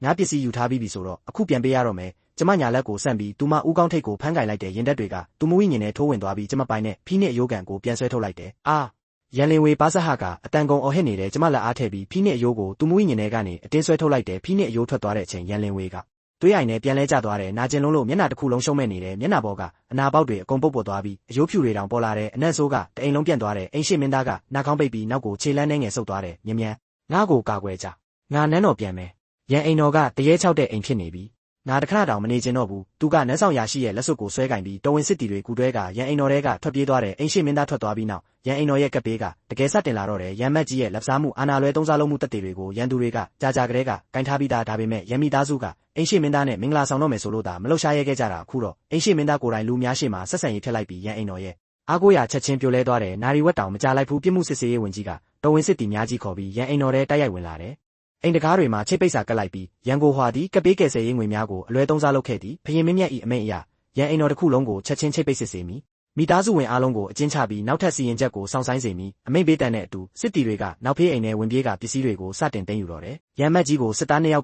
မြေပေါ်ဖိချုပ်ထားပြီးသူ့ရာရှိဝတ်စုံကိုအတင်းချုပ်ပစ်လိုက်တဲ့တန်ထိတ်ကြီးကိုလယ်ဘင်းမှာခတ်လိုက်တဲ့အချိန်သူကြောက်လန့်လုံးလို့နေရာတင်စီးရိုသွားတယ်ပြီးတော့ထောက်မှာကုတ်ကုတ်လေးထိုင်နေတဲ့ရန်မျိုးသမီးကြီးကိုလက်ကြည့်လိုက်တဲ့ရန်မက်ကြီးရဲ့မျက်လုံးတွေနီးရဲလာပြီးတွေးရောတန်တွေကိုအန်ထုတ်ကအော်ဟစ်တယ်အားလုံးကမင်းလိုအစိမ့်မိမကြီးရဲ့အကြံတွေကြောင့်ပဲမင်းကအဲ့ဒီကန်ဆိုးမကိုတတ်မှဖြစ်မယ်ဆိုပြီးအတင်းလုပ်ခဲ့တာအဲ့ဒီအတုအယောင်ကောင်မကိုကယ်ဖို့အခုတော့ကောင်းပြီရန်မိသားစုတစ်ခုလုံးမင်းကြောင့်ပျက်စီးကုန်ပြီငါသေးပြီးတရေဖြစ်ရင်တောင်မင်းကိုခွင့်မလွတ်ဘူးရန်မျိုးသမီးကြီးကိုလည်းစစ်သားနှစ်ယောက်ကဆွဲခေါ်သွားတယ်သူမခေါင်းကရတနာဆန်ထိုးတွေအကုန်ပြုတ်ကျနေပြီးစံပင်တွေလည်းရှုပ်ပွက်နေတယ်သူမလည်းအတန်ကုန်ပြန်អော်တယ်အတုံးမကျတဲ့ခွေးကိုအစိတ်ဟင်းရီတိုက်တုံးကဆေးဆိုင်သွားပြီးအသက်ပြောက်စေဝယ်လာတာမင်းကိုယ်တိုင်ပဲအခုကြမှာအပြစ်တွေကိုငါခေါင်းပေါ်ပုံချနေတာလားလင်မယားနှစ်ယောက်ကလမ်းတစ်လျှောက်တယောက်ကိုတယောက်ဆဲဆိုကိုက်ဖြတ်နေကြတယ်တော်ဝင်စစ်တီတွေကရန်မိသားစုအားလုံးကိုအိမ်တော်ပြင်နှင်ထုတ်လိုက်တဲ့ရန်မျိုးသမီးကြီးမှာပိုက်ဆံတပြားမှမကြံတော့ဘူးကျမကတရားသူကြီးဝေယုံကိုဖျောက်လိုက်ပြီးအဝတ်ကျန်းဝတ်ကသူတို့နောက်ကနေတိတ်တိတ်လေးလိုက်သွားတယ်ရန်မိသားစုကကိုသမီးရင်းကိုအစိတ်ခတ်တက်ပြီးကံကြမ္မာကိုယူခဲ့တယ်ဆိုတဲ့သတင်းကမြို့တော်တစ်ခုလုံးလမ်းကြားတိုင်းပြန့်နှံ့သွားပြီးအကျဉ်းသားလဲဖြတ်သွားတဲ့နေရာတိုင်းမှာလူတွေလမ်းပိတ်ပြီးစောင့်ကြည့်နေကြတယ်တိရစ္ဆာန်ထက်တောင်ရုံမာတဲ့ကောင်တွေကိုသမီးရင်းကိုတောင်အစိတ်ခတ်ရဲတယ်ရန်မိသားစုဆိုတာသူခိုးအိမ်ကြီးပဲဒီကျင့်ပြက်ရာရှိတွေကိုရိုက်တက်ပစ်လူတွေကဟင်းဒီဟင်းရပုတ်တွေရွံ့တွေကိုအကျဉ်းလဲပြပောက်နေကြတယ်ရန်လင်ဝေကတော့တန်လောင်အိမ်ထဲမှာမျက်နှာပြည့်အနာပုတ်တွေနဲ့တစ်သားတန်းကိုကင်ပြီးလမ်းဘေးလူတွေကိုကြည့်ကယူသွတ်စွာရဲနေတယ်ရဲတင်းလိုက်တာငါကအိမ်ရှိမင်းသမီးလေအိမ်ရှိမင်းသားကမကြခင်အကြီးစားမင်္ဂလာထမ်းစင်နဲ့ငါ့ကိုလာခေါ်မှာ မင်းတို့ငါ့ကိုပြည့်ရဲတယ်ပေါ့မင်းတို့ကိုးဆက်လုံးဟာဟာဟာလမ်းပေါ်ကလူဆိုးတချို့ကအော်ရဲပြီးမစင်ရတပုံးကိုသူမခေါင်းပေါ်လောင်းချလိုက်တယ်ဒီလိုပုတ်ပွားနေရဲ့ယုံနဲ့အိမ်ရှိမင်းသမီးဟုတ်လားငါတို့ခြေတောင်စေးခိုင်းခြင်းစိတ်မရှိဘူးနောက်ဆုံးတရားရုံးကစီရင်ချက်ချလိုက်တဲ့ရန်မီသားစုယောက်ျားတွေကိုနေဆက်ဒေတာပို့ပြီးအကျဉ်းချခံစေမယ်မိန်းမတွေကိုတော့အနေစားဖြော့ဖြေးဌာနကိုပို့မယ်ဒါပေမဲ့မြို့ပြင်ပို့မဲ့မတိုင်ခင်ညမှာအကျဉ်းဆောင်တွေကရန်သူတွေစီကပိုက်ဆံယူပြီးသူတို့ကိုလွတ်ပေးလိုက်တဲ့အဲ့ဒီရန်သူတွေကသူတို့ကိုတက်ချင်တာမဟုတ်ဘူးမြို့တော်လမ်းပေါ်မှာတဖြည်းဖြည်းပျက်စီးသွားတာကိုမြင်ချင်တာအဲ့ဒီညမှာပဲအကျွေးတောင်လူမိုက်ချို့ကလမ်းကြားထဲမှာရန်မီသားစု၃ယောက်ကိုဝိုင်းအပိတ်လိုက်တဲ့ရန်မက်ကြီးကအသက်ရှင်ဖို့အတွက်ရန်မျိုးသမီးကြီးကိုလူမိုက်တွေစီတွန်းပေးလိုက်တဲ့အရှင်တို့ရန်မီသားစုမှာပိုက်ဆံမရှိတော့ပါဘူးဒီမိန်းမကိုပဲအကျွေးဆက်ဖြစ်ယူလိုက်ပါအသက်နီးနေကြီးပေမဲ့အလောက်ကျန်းတော့လုံနိုင်သေးတယ်ကျွန်တော်ကိုပဲလွတ်ပေးပါရန်မျိုးသမီးကြီးမျက်လုံးပြူပြီးအော်ဟစ်နေတော့လူမိုက်တွေကသူမကိုလမ်းကြားမောင်နဲ့ဆွဲခေါ်သွားတယ်ကျမကလမ်းကြားဝါမှာရက်ပြီးလက်ကိုဖြည်းဖြည်းလှည့်လိုက်တယ်အသက်သေးစရင်ကလက်ဖွားထဲမှာဖြန့်ကျက်လာတယ်လူလောကကအကျွေးတွေအခုပုံမြင်မြန်ဆက်ရတော့မယ်3ရက်3ညနင်းမုံတိုင်းကြီးဆက်တိုက်ကြတယ်မြို့တော်ကအေးခဲလောက်တဲ့ဆောင်းရာသီထဲဝင်သွားတယ်ရန်မီသားစု3ယောက်ကရန်သူတွေကိုရှောင်ရင်မြို့တော်ပိုင်းဆင်းရဲသားရက်ွက်ထဲလမ်းပေါ်ကျသွားတယ်အဲ့ဒီနေရာကရန်အမျိုးသမီးကြီးကျမကိုတားတက်သမားဝမ်မာစီနဲ့လက်ထပ်ပေးခဲ့တဲ့အိမ်ပြက်ကြီးရဲ့ကံကြမ္မာလည်းပတ်မှုကသူတို့ကိုဒီနေရာပြန်ပို့လာခဲ့ပြီးရန်မက်ကြီးကနယံထောက်မှာကုန်နေတယ်နှုတ်ခမ်းတွေပြာနေပြီးရန်မျိုးသမီးကြီးကတော့ကောက်ရိုးပုံပေါ်လဲနေပြီးကျမတေခါနီးတော့ကလို့အေးမီယောကပြင်းပြင်းထန်ထန်ဖြစ်နေတယ်မျက်နာကမီးခိုးရောင်ဖြစ်ပြီးချောင်းဆိုးတိုင်းအတွင်းအင်္ဂါစအနာတွေပါတဲ့သွေးမီးတွေအန်ထွက်လာတယ်ပိုက်စားလိုက်တာသူမကလက်ဆန့်ပြီးရန်မက်ကြီးဘောင်းဘီကိုဖမ်းဖို့ကြိုးစားတယ်ရန်မက်ကြီးကတော့သူမကိုတစ်ချက်ကန်ပစ်လိုက်တယ်ပြီးတော့အိမ်ဝင်းထောင်းကရွန်းထဲမှာပုတ်နေတဲ့ကန်စုံဦးတစ်ဝက်ကိုတူးထုတ်လိုက်တယ်ရန်လင်ဝေကချက်ချင်းပြေးဝင်လာပြီးရန်မက်ကြီးလက်မောင်းကိုကိုက်ကကန်စုံဦးကိုလူယူသွားတယ်တေချင်တဲ့ကောင်မငါစားစာလူရဲတယ်ပေါ့ရန်မက်ကြီးကမြေပေါ်ကတစ်တုပ်ကိုကောက်ပြီးရန်လင်ဝေရဲ့ခြေထောက်ကိုအားနဲ့ရိုက်ချလိုက်တယ်ကြောက်ခြေထောက်ရိုးကျိုးသွားပြီးရန်လင်ဝေကနင်းပေါ်မှာလူလိမ့်ကအော်ဟစ်နေတဲ့လက်ထဲကကန်စုံဦးကရွံ့ရည်တဲ့ပြုတ်ကျသွားတယ်ရန်မက်ကြီးကတော့မြေပေါ်မှာမောက်ကအဲ့ဒီကန်စုံဦးကိုကောက်ပြီးပါဆက်ထဲအတင်းထက်စားနေရဲ့ကျမကအိမ်ပြက်ကြီးရဲ့ဖြည်းဖြည်းဝင်လာပြီးမြေပေါ်ကလူ၃ယောက်ကိုငုံကြည့်နေတဲ့ရန်မျိုးသမီးကြီးကကျမကိုမြင်တာနဲ့ချက်ချင်းတွာလာပြီးကျမဖက်နဲ့ကိုဖက်ထားကငိုတယ်ရှူးရောင်အမေရဲ့သမီးလေးနောက်ဆုံးတော့အမေကိုလာတွေ့ပြီပေါ့အမေတကယ်မားခဲ့တာပါအဲ့ဒီရန်လင်ဝေဆိုတဲ့အကောင်မလေးကြောင့်အမေစိတ်မကောင်းတဲ့လမ်းကိုရောက်သွားတာနောက်ကစပြီးအမေမင်းတယောက်တည်းကိုပဲချစ်မယ်အမေကိုခွင့်လွတ်ပေးပါကျေးဇူးပြုပြီးဟင်းရီပူပူတစ်ခွက်လောက်ပေးပါမင်းအေးလုံးလို့တည်တော့မယ်ကျမကလက်အိတ်ထဲကနေအသားပေါက်တစ်လုံးထုတ်လိုက်တဲ့အသားနှမ်းကလူ၃ယောက်ရဲ့အာယုံကိုချက်ချင်းဆွဲဆောင်သွားတဲ့ရန်ကိုဟွာရဲ့မျက်လုံးတွေတောက်ပတ်သွားပြီးသူ့တွာလာကငိုတန်နဲ့ပြောတယ်ကျမလက်ဖြုတ်လိုက်တာနဲ့အသားပေါက်ကမြေပေါ်ကရွံ့အိုင်နဲ့ကျသွားတယ်စားလေကျမအေးအေးဆေးဆေးပြောလိုက်တယ်ရန်ကိုဟွာကတော့ရွံ့အိုင်နဲ့တိုက်ရိုက်ခုံဝင်ပြီးအသားပေါက်ကိုကောက်ကအငမ်းမရပါဆက်ထဲထည့်စားနေရဲ့မျက်ရည်တွေစီးကျနေရဲ့ဒီလောက်နဲ့တင်နာကျင်နေထင်နေပြီလားကျမအေးဆက်ဆက်ရဲလိုက်တယ်ကြေးလက်မာငါ့ကိုခွေးတွေနဲ့အစာလူခိုင်းထားတော့ငါလဲအေးတယ်ငါလဲစားတယ်ဆိုတာမင်းတို့တွေးဘူးလားကျမလက်ကိုလန်လိုက်တာနဲ့အသက်သေးစရင်ကလက်ဖွားထဲမှာပေါ်လာတဲ့ငွေရောင်စာချောင်းတွေတွေးရောင်လင်းတွေတစ်ဖြက်ဖြက်တောက်နေတယ်ရန်ကိုဟွာဝမ်ချွေလန်ရန်လင်ဝေမင်းတို့ရဲ့တက်တန်းကုံဆုံးသွားပြီကျမသူတို့ကိုကြည်ရင်ပြောလိုက်တယ်ရန်လင်ဝေကတော့ကျိုးနေတဲ့ခြေထောက်ကိုဆွဲရင်ကျမရှိတွားလာတယ်သူမကကျမဝစ်စကိုဖမ်းဖို့စူးစမ်းရင်းကိုတယ်အမကျမကန်ကျမပြန်ပေးပြီးပြီအမလဲအသက်ပြန်ရှင်လာပြီလေကျမကိုလွတ်ပေးပါကျမငယ်သေးတယ်ဒီရွက်မြောင်းရဲမှာမသေးချင်ဘူးသူမငိုပြီးတောင်းပန်နေတယ်ကျမကတော့ခြေထောက်ကိုမြောက်ပြီးသူမလက်ပေါ်တက်နှင်းလိုက်တယ်ကြောက်လက်ချောင်းရိုးတွေတခါတည်းကျိုးကျသွားတယ်ရန်လင်ဝေနာကျင်လုံးလို့မျက်နှာရှုံးမဲ့ကအော်ဟစ်နေရဲ့လွတ်ပေးမယ်ကျမကိုကိုင်းပြီးသူမကိုအနီးကပ်ဆိုင်ကြည့်လိုက်တယ်မင်းရဲ့မွေးကန်အရာမင်းကနူနာယောဂါနဲ့တရားမှာဒါပေမဲ့မင်းငါကန်ကျမကိုခိုးယူခဲ့တယ်ရန်မီသားစုမှာနှစ်ပေါင်းများစွာချမ်းသာမှုကိုခံစားခဲ့တယ်မင်းရှူလိုက်တဲ့လေးတစ်ချိုက်တိုင်းစားလိုက်တဲ့ဆန်ဖြူတစ်စိတိုင်းအားလုံးကငါစီကယူထားတဲ့အတိုးတွေပဲကျမအသက်သေးစရင်ရဲ့နောက်ဆုံးစာမျက်နှာကိုဖွင့်လိုက်တယ်ပြီးတော့တရားသူကြီးဘောပင်ကိုကိုင်းကအေးဆက်ဆက်ကြီးညာလိုက်တယ်ဒီနေ့ရန်မီသားစုကိုဆက်ရဲ့အကျွေးကိုအပြီးရှင်းမယ်ကျမကရန်မီသားစု၃ယောက်ရဲ့နမီပေါ်မှာတွေးအောင်အမတ်ချစ်ကြီးရေးချလိုက်တယ်ဘောပင်ကျသွားတဲ့အခိုက်လူလောကနဲ့သူတို့၃ယောက်ရဲ့ဆက်သွယ်မှုချက်ချင်းပြတ်တောက်သွားတယ်သူတို့လည်းချောင်းထဲကနေကြောက်မက်ဖွယ်အော်တန်တွေထွက်လာတယ်ခနာကိုယ်တွေကမြ мян ဆန်ဆန်ချအောက်တွေ့သွားတဲ့အသားရည်ကအယိုးပေါ်ကတ်သွားပြီးခဏအတွင်းမှာပဲလူ၃ယောက်လုံးအယိုးပုံစံ၆ကတ်သွားတယ်မျက်လုံးတွေကတော့ကြောက်လန့်စွာဖွင့်ထားစေအိမ်ပြက်ကြီးထဲမှာရုတ်တရက်ရင်လေချမ်းတွေတိုက်လာတယ်မြေအောက်ကနေတန်ကြိုးတိုက်တန်တွေတဖြည်းဖြည်းနီးကပ်လာတယ်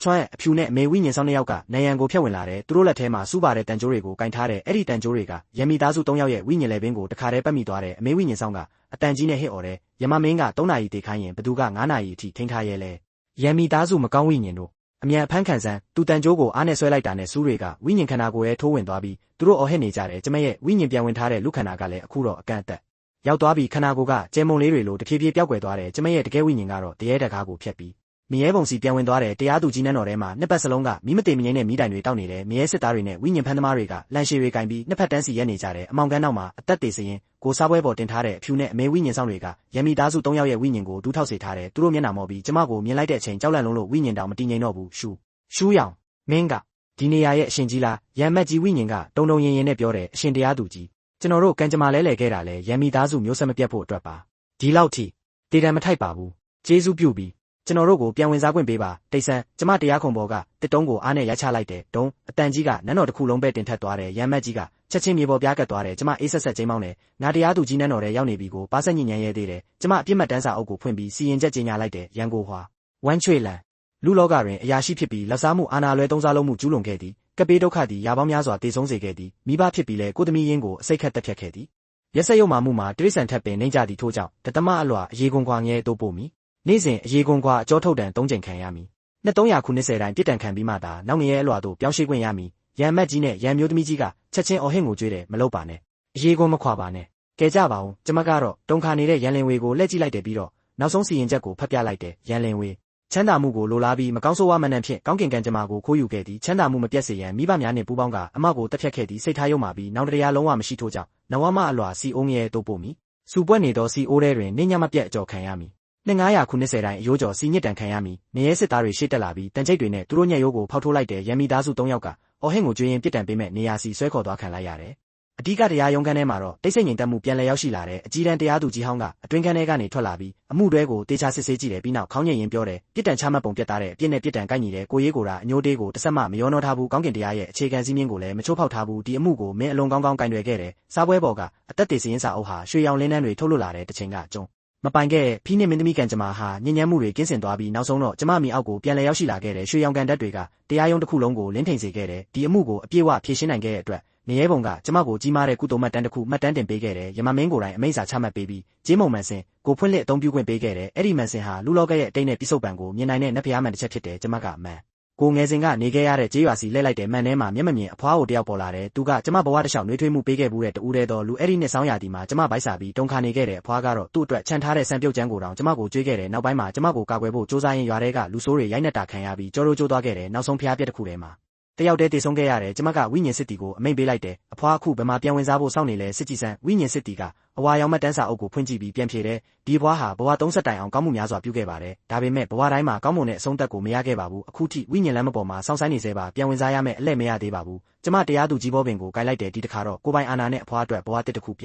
န်ရေးပေးလိုက်တယ်တောင်ပိုင်းမြို့ဝကျွန်းပေါ်ဒေသကချမ်းသာတဲ့စားကုန်တီမိသားစုတွင်တမီးရင်းဖြစ်မွေးဖွားမိမျက်စိကောင်းမွန်မိယောဂကင်းရှင်းမိမိဘချစ်ချင်းခံရမိသားသမီးပြည့်စုံမိအသက်ရှိတဲ့ငြိမ်းချမ်းသောဘဝရရှိမိဘောပင်ချလိုက်တဲ့အချိန်အဖွားရဲ့ဝိညာဉ်ကိုရွှေရောင်လင်းနှန်းတစ်ခုကခေါ်ဆောင်သွားတယ်ကျမပြုံးမိလိုက်တယ်အဲ့ဒီအချိန်မှာအမေဝိညာဉ်ဆောင်ကဘေးနားမှာမေးလာတယ်အရှင်မင်းကြီးအခုဖိနစ်ကံကြမ္မာလည်းအရှင်စီပြန်ရောက်လာပြီးတကယ်တော့ယမမင်းကိုစကားတခွန်းသာပြောလိုက်ရင်ဒီကံကြမ္မာနဲ့လူလောကကိုပြန်သွားနိုင်ပါတယ်ချမ်းသာတဲ့မိသားစုတစ်ခုမှာပြန်မွေးဖွားပြီးနောက်ဆုံးမှာနိုင်ငံရဲ့မိဖုရားကြီးဖြစ်လာမှာတေချာပါတယ်လူဘဝရဲ့စီးစိမ်ဥစ္စာအလုံးကိုရနိုင်မဲ့အခွင့်အရေးပါဒါပေမဲ့ဘာလို့အရှင်ကဒီခွင့်ရေးကိုဆွတ်လွတ်ပြီးတရေငိုတန်တွေပြည့်နေတဲ့ဒီနေရဲပုံမှာပဲနေကျင်ရတာလဲကျမကမန်စင်ကိုကြည့်လိုက်ပြီးအမောင်ကန်းစီပြန်လျှောက်သွားရင်ပြောလိုက်တယ်မိဖုရားဖြစ်ရင်ရောဘာထူးလဲဖရင်ရဲ့မျက်နာတာပေးမှုကိုမိခိုရမယ်နန်းတွင်အကြံစီတွေကြားမှာရှင်တန်ရမယ်ကိုယ့်တက်ကိုယ်တောင်ယောက်ျားတစ်ယောက်ရဲ့သဘောပေါ်မူတည်ရမယ်အဲ့ဒီလိုဘဝမျိုးကိုငါလုံလောက်အောင်ခံစားခဲ့ပြီးဖိနစ်ကံကြမ္မာဟာကျမခန္ဓာကိုယ်ထဲစီးဝင်သွားတဲ့ကန်တဆွမ်းအားနဲ့နေရဲဘုံရဲ့ရင်တက်တွေပေါင်းစည်းပြီးကုသိုလ်ရွှေရောင်လင်းအဖြစ်ပြောင်းလဲသွားတယ်ကျမရဲ့ဆွမ်းအားဟာအဆများစွာတိုးတက်လာခဲ့တယ်နောက်ဆုံးတော့နေရဲဘုံရဲ့အမြင့်ဆုံးအမျိုးသမီးတရားသူကြီးဖြစ်လာခဲ့တယ်လူလောကမှာရွှေလောင်အိမ်ထဲကငှက်လို့မိဖုရားဖြစ်ရတာထက်ဒီနေရဲဘုံမှာကံကြမ္မာကိုစီရင်နိုင်တဲ့အသက်ရှင်ရဲ့ယမမင်းဖြစ်ရတာကပိုကောင်းတယ်ကျမအေးဆေးစွာပြောလိုက်တယ်တန်ချင်းခန်းထဲကအပြစ်သားဝိညာဉ်တွေကတော့ကြောက်လန့်ပြီးထောက်မှာကုန်နေကြတယ်နေရဲဘုံတစ်ခုလုံးတီးထားတာက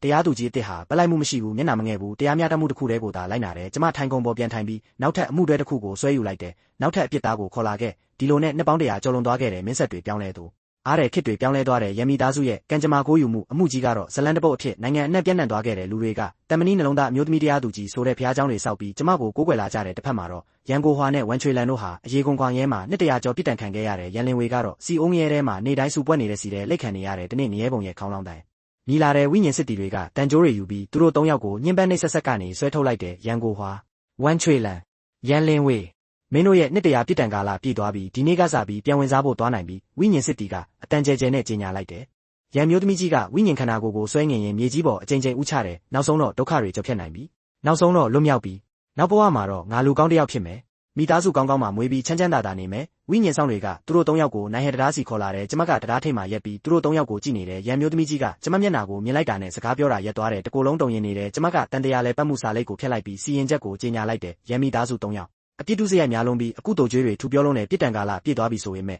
အကျွေးတွေမရှင်းရသေးဘူးဒါကြောင့်လူဘဝပြန်ဝင်စားခွင့်ကိုရုပ်သိမ်းတယ်တိရစ္ဆာန်ဘဝထဲပို့ဆောင်မယ်ဘဝအဆက်ဆက်ဝက်သိုးနွားတွေဖြစ်မွေးဖွားရမယ်နေ့စဉ်အစာကျွေးခံရမယ်နှစ်ကုန်းနှစ်ကူးညက်ရောက်ရင်တစ်ဖြတ်ခံရမယ်ဗိုက်ခွဲခံရမယ်အရေကွန်ဆုပ်အသားလိခံရမယ်နာကျင်မှုမျိုးစုံခံစားရမယ်လူဖြစ်ပြန်မရနိုင်တော့ဘူးစီရင်ချက်ကြားလိုက်တာနဲ့ရန်မိသားစု3ယောက်လုံးမျက်နှာပြက်သွားတယ်ရန်မျိုးသမီးကြီးရုံးကန်ရင်အော်ဟစ်တယ်မလုပ်ပါနဲ့ဝက်မဖြစ်ချင်ဘူးဒိုးမဖြစ်ချင်ဘူးရှူးရောင်ငါကမင်းရဲ့အမေရင်းလေဒီလောက်မရက်ဆက်ပါနဲ့ငါ့ကိုတိရစ္ဆာန်ဘဝထဲမပို့ပါနဲ့ကျမကသူမကိုတစ်ချက်ကြည့်လိုက်တယ်ပြီးတော့အေးဆက်ဆက်အမိန့်ပေးလိုက်တယ်ဘာဆောင်နေတာလဲကန်ချလိုက်နွားကောင်းနဲ့မြင့်မျက်နှာဝိညာဉ်ဆောင်2ယောက်ကရှေ့တက်လာတယ်သူတို့ကရန်မိသားစု 3 ယောက်ရဲ့ကြောကိုအားနဲ့ကန်ချလိုက်တယ်သူတို့3ယောက်ကအော်ဟေရင်တိရစ္ဆာန်တန်တရားရည်တွင်နဲ့ပြုတ်ကျသွားတယ်အော်တန်တွေပျောက်ကွယ်သွားတာနဲ့နိုင်ဟဲတရားပေါ်မှာတိတ်ဆိတ်မှုပြန်လည်ရောက်ရှိလာတယ်ကျမကလက်ထဲကတရားသူကြီးဘောပင်ကိုလှည့်ကစားရင်းအဝါရောင်မြလန်းကိုကြည့်နေတယ်ကန်ကျမဆိုတာအကြောင်းရှိလို့အကျိုးဖြစ်တာပဲလောက်ခဲ့သမျှအခုတို့ဟာတနေ့ပြန်ပေးဆက်ရဆမြဲပဲငါလက်ထဲကဒီဘောပင်ကမကောင်းတဲ့ဝိညာဉ်တကောင်ကိုမှအလို့မပေးဘူးနွားကောင်းတဲ့မြင့်မျက်နာတို့ကတန်ကြိုးတွေတိတ်အပြီးကျမကိုအယိုသေးပေးကနောက်ဆုတ်သွားကြတယ်သူတို့တောင်ကျမမျက်လုံးထဲကအေးဆက်တဲ့အလင်းရောင်ကိုတိုက်ရိုက်မကြည့်ရကြဘူးကျမကတရားသူကြီးဘောပင်ကိုဖြည်းဖြည်းချင်းလှည့်လိုက်တယ်ဘောပင်ဘောကတွေးနေအောင်အမတ်သားတွေဟာမရဲပုံမရအောင်မှာအေးဆက်ဆက်တောက်ပတ်နေရဲ့ဘောပင်ထိတ်ကလေထဲမှာရက်နေရဲ့နောက်ထပ်ဘဝနဲ့တည်ခြင်းအမှုတစ်ခုကိုစီရင်ဖို့အသင်းဖြစ်နေတယ်လို့ပဲအဝါရောင်မြလန်းပေါ်မှာအထီးကျန်ဝိညာဉ်တွေအဆုံးမရှိလျှောက်သွားနေကြတယ်ငိုကြွေးတန်တ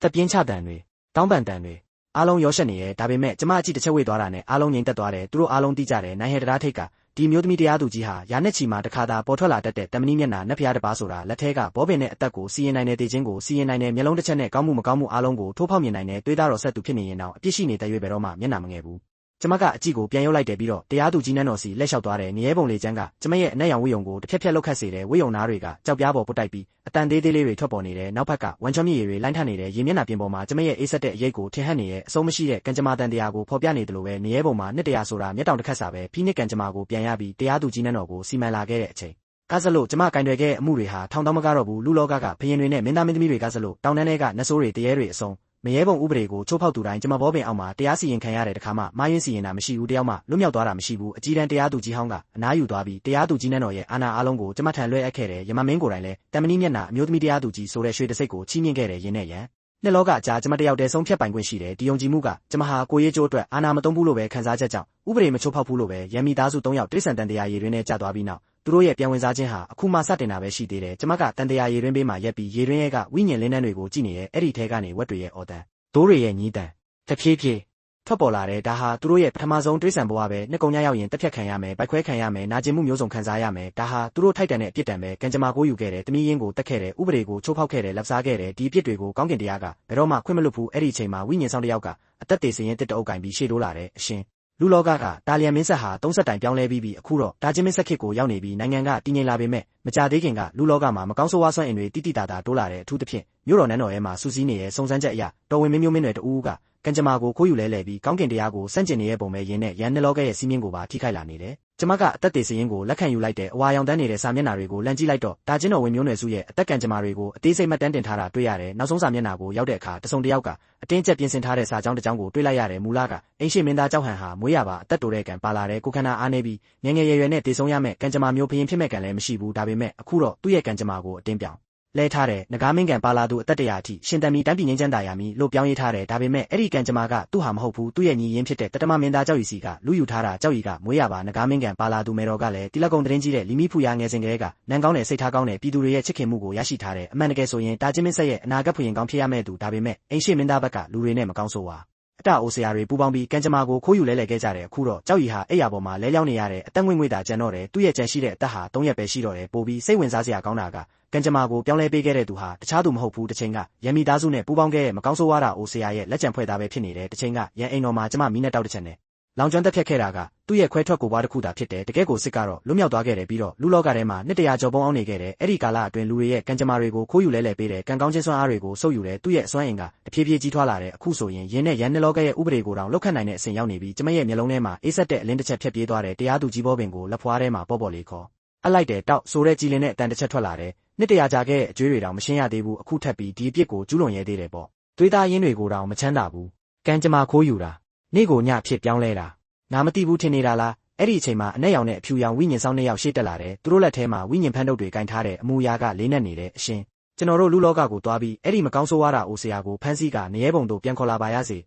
ကျမကလက်မြောက်ပြီးတားလိုက်တယ်မလိုဘူးဒီကိစ္စကတော်ဝင်မင်းမျိုးနွယ်ရဲ့ကံကြမ္မာနဲ့ဆက်ဆက်နေရဲ့ရင်းနဲ့ရန်နှစ်လောကရဲ့အခြေခံစည်းမျဉ်းကိုထိခိုက်နေတယ်ဒီတစ်ခေါက်တော့ငါကိုယ်တိုင်တွားမယ်စကားဆုံးတာနဲ့ကျမရဲ့ခန္ဓာကိုယ်ပတ်လည်မှာနေရဲစွမ်းအင်တွေလိုင်းထက်လာတယ်တရားသူကြီးဝိယုံကလူလောကရဲ့တာမန်ဝိစားဖြစ်ပြောင်းလဲသွားတဲ့မျက်နှာကတော့အရင်တိုင်းအေးဆက်နေစေဒါပေမဲ့နတ်ဖျားဆန်တဲ့ဖိအားတွေပျောက်ကွယ်သွားပြီးလူသားတယောက်ရဲ့တာမန်ငွေ့သက်တွေပေါ်လာတယ်ကျမရဲ့ဝိညာဉ်စိတ်ပိုင်းတစ်ခုကတရားသူကြီးနန်းတော်ကနေထွက်ခွာသွားတယ်တရေတကားကိုဖျက်ကျော်ပြီးဒါချင်းမျိုးတော်စီတန်းတန်းမတ်မတ်ပြန်တန်းသွားတယ်လူလောကကိုပြန်ရောက်လာတဲ့အချိန်မှာနှစ်တရာကုံလုံးသွားပြီးတစ်ချိန်ကစီကားခဲ့တဲ့တာလျံမင်းဆက်ရဲ့မျိုးတော်ဟာတမိုင်းနဲ့ပျောက်ကွယ်သွားပြီးအခုဒါချင်းမျိုးတော်ကပိုပြီးခမ်းနားလာတဲ့လမ်းမတွေပေါ်မှာလူတွေပြည့်နေနေရဲ့မြင်းရထားတွေအသွားလာမပြတ်ဘူးဈေးတီတွေရဲ့အော်ဟစ်တန်တို့ရေမောတန်တွေ နေရာအနှံ့ကြားနေရတယ်အလွန်စီကားတဲ့ခေတ်ကြီးတစ်ခုလိုထင်ရတယ်ဒါပေမဲ့ဒီတောက်ပတ်တဲ့အပြင်ပန်းအောက်မှာပြင်းထန်တဲ့မကျေနပ်ချက်တွေဖုံးကွယ်နေတဲ့အမုန်းတရားတွေကကောင်းကင်ထိတက်နေရဲ့နေမင်းနဲ့လမင်းရဲ့အလင်းကိုတောင်မေ့မိန်စေတယ်ကျမကအဲ့ဒီမကျေနပ်ချက်တွေရဲ့လမ်းညွှန်မှုနောက်လိုက်သွားတယ်နောက်ဆုံးမှာနန်းတော်ရှိကိုရောက်လာတယ်နန်းတော်ကအနီရောင်နံရံတွေရွှေရောင်မိုးတွေအလွန်ခမ်းနားထည်ဝါတဲ့တကားဝမှာလည်းစစ်တီတွေအပြစ်ချထားတဲ့လုံခြုံရေးအလွန်တင်းကျပ်တယ်ဒါပေမဲ့ကျမရဲ့တရားသူကြီးမျက်လုံးအောက်မှာတော့နန်းတော်တစ်ခုလုံးကိုအနက်ရောင်မကောင်းဆိုးဝါးအငွေ့တွေဖုံးလွှမ်းထားတာမြင်နေရတယ်အဲ့ဒီအငွေ့တွေရဲ့အလဲဘိုးကအိမ်ရှိမင်းသားကြောက်ဟန်ရဲ့အရှိနှန်းဆောင်ပဲအဲ့ဒီမကောင်းဆိုးဝါးတာအိုဆရာရဲ့အငွေ့တက်ကလည်းအရှိနှန်းဆောင်ထဲမှာရှိနေတဲ့တတမမင်းသားကြောက်ရဲ့အိမ်တော်ကတော့နန်းတော်ရဲ့အနောက်ဘက်မှာရှိတယ်ရွေမင်းသားအိမ်တော်လို့ခေါ်တဲ့တကားဝကတိတ်ဆိတ်လုံးအားတယ်လာရောက်လေပတ်သူမရှိတလောက်ပဲအရှိနှန်းဆောင်ရဲ့စီကားမှုနဲ့လုံးဝဆန့်ကျင်ဘက်ကျမကရွေမင်းသားအိမ်တော်ရဲ့ကိုရှောက်ဝင်သွားတယ်အိမ်တော်ရဲ့မှာတစ်ပင်ပန်းပင်တွေခြောက်တွေ့နေတဲ့တေချင်းရဲ့အငွေ့တက်တွေပြန့်နှံ့နေတဲ့အစေခံတွေအားလုံးမျက်နှာညှိုးငယ်နေကြတယ်ဘသူမှအတန်ကျဲကျဲမပြောရဲကြဘူးသူတို့တခင်အသက်မရှိတော့တာကိုသိနေကြတဲ့ပုံပဲလမ်းကြားရှည်ကိုဖြတ်ပြီးအိတ်ခမ်းပြင်ကိုရောက်လာတဲ့အခန်းထဲကနေချောင်းဆိုးတန်အားနဲ့အားပြောတစ်ခုကြားရတယ်အမျိုးသမီးတစ်ယောက်ရဲ့ငိုတန်လဲပါနေတယ်ကျမကတကားကိုတွန်းဖွင့်လိုက်တယ်ဆေးနဲ့ပြင်းပြင်းတစ်ခုကမျက်နှာကိုတိုက်ရိုက်ခတ်လာတဲ့ကုတင်ပေါ်မှာမျက်နှာဖြူဖြောနေတဲ့လူငယ်တစ်ယောက်လဲလျောင်းနေတဲ့အသက်16နှစ်18နှစ်လောက်ပဲရှိမယ်မျက်ခုံးမျက်လုံးတွေနူးညံ့တိမ်မွေ့တဲ့နှုတ်ခမ်းကသွေးရောင်ကင်းမဲ့နေတယ်သူကတတမမင်းသားကြောက်ကြီးပဲအခုတော့အသက်ရှူတန်အလွန်အားနည်းနေတဲ့မျက်လုံးတွေပိတ်ထားတဲ့ရင်ဘက်လှုပ်ရှားမှုကလည်းမတိမတာလောက်တာရှိတော့တယ်သူ့ကောင်းပေါ်ကကံကြမ္မာကျိုးမြင်ကစံပင်တမြင်လောက်ပဲပါနေရဲ့ဘယ်ချိန်ပြတ်သွားမလဲမသိနိုင်တော့ဘူးသူ့ပိုင်ဆိုင်ရမယ့်ငကားမင်းကံကြမ္မာကတော့အချိန်တော်ကြာကလေးကပျောက်ဆုံးသွားပြီးကြံခဲ့တာကကွက်လက်ကြီးတစ်ခုသာဖြစ်တယ်ကုတင်ဘေးမှာအဖြူရောင်ဝတ်စုံရိုးရိုးလေးဝတ်ထားတဲ့အမျိုးသမီးတစ်ယောက်ထိုင်နေတယ်သူမရဲ့မျက်နှာကလှပတဲ့မျက်ရည်တွေကတော့မရက်မနာစီးကြနေရဲ့သူမကကြောက်ရွံ့ရဲ့မဲတော်လီမီဖူရပဲလီမီဖူရကအတန်းငွေ့ငွေ့သာကြံတော့တဲ့တာဖြစ်သူကိုကြည်ရင်မျက်ရည်တွေစီးကြလာတယ်အတန်းတုံးရင်စွာနဲ့ပြောတယ်ယူအားမဲတော်တောင်းပန်ပါတယ်မဲတော်မစွမ်းဆောင်နိုင်လို့မင်းကိုမကာကွယ်နိုင်ခဲ့လို့ဒီလိုဒုက္ခရောက်ရတာအကုန်မဲတော့ပြစ်ပဲအိမ်ရှိမင်းသားကစိတ်ထားဆိုးရုပ်လုံးနဲ့မကောင်းဆိုးဝါးတာအိုဆရာတွေနဲ့ပူးပေါင်းပြီးမင်းကိုဒုက္ခပေးခဲ့တယ်မဲတော်အသက်ပေးရရင်တောင်မင်းအတွက်တရားမျှတမှုပြန်နှောင်းပေးမယ်ကြောက်ရီကခက်ခက်ခဲခဲမျက်လုံးဖွင့်လိုက်တယ်သူ့အတန်ကအလွန်အားနည်းနေတယ်မဲတော်စိတ်မလိုက်ပါနဲ့အကိုတော်ကတယောက်ယောက်ရဲ့လှည့်စားမှုကိုခံထားရတာဖြစ်နိုင်တယ်တားရဲ့ကံကြမ္မာကဒီလောက်ပဲဖြစ်နိုင်တယ်တခြားသူကိုအပြစ်မတင်ခြင်းဘူးကျမကနန်းဆောင်ထဲမှာရက်ပြီးဒီသားမီးနှစ်ယောက်ကိုကြည့်နေတဲ့ရင်ထဲမှာတော့လှုပ်ရှားမှုတစ်စက်မှမရှိဘူးလွန်ခဲ့တဲ့နှစ်တရာတုန်းကကျမလဲဆွေမျိုးသားချင်းတွေရဲ့တစ္ဆာဖောက်ခြင်းကိုခံခဲ့ရဘူးတဲ့အစိတ်ရီကိုအတင်းတိုက်ခံခဲ့ရဘူးတဲ့ကိုကံကြမ္မာကိုအလုခံခဲ့ရဘူးတဲ့အဲ့ဒီလိုစိတ်ပြတ်အားငယ်မှုနဲ့နာကျင်မှုကိုကျမထပ်ပိုနားလည်နိုင်မဲ့သူမရှိဘူးဒါပေမဲ့အကြောင်းကျိုးတန်တရားမှာကိုလန်းကိုရှိတယ်ကြောက်ဟန်ကကံကြမ္မာကိုခိုးယူထားတဲ့တနေ့တော့ကောင်းအကင်တရားရဲ့အပြစ်ဒဏ်ကိုခံရမယ်မကောင်းဆိုးဝါးတာအိုဆရာကလည်းအကုသိုလ်တွေများလုံးနဲ့နောက်ဆုံးမှာနေရဲမီးနဲ့လောင်ကျွမ်းခံရမယ်ဒီကိစ္စတွေကိုလူသားတွေလက်နဲ့ဖြေရှင်းစရာမလိုဘူးကျမကိုယ်တိုင်စီရင်ပေးမယ်အဲ့ဒီအချိန်မှာလီမီဖူရကအခန်းထဲမှာလူစိမ်းတယောက်ရှိနေတာတတိထားမိသွားတယ်သူမကချက်ချင်းလှည့်ကြည့်လိုက်တယ်ကျမကိုမြင်လိုက်တာနဲ့မျက်နှာတင်းသွားတယ်မင်းဘသူလဲ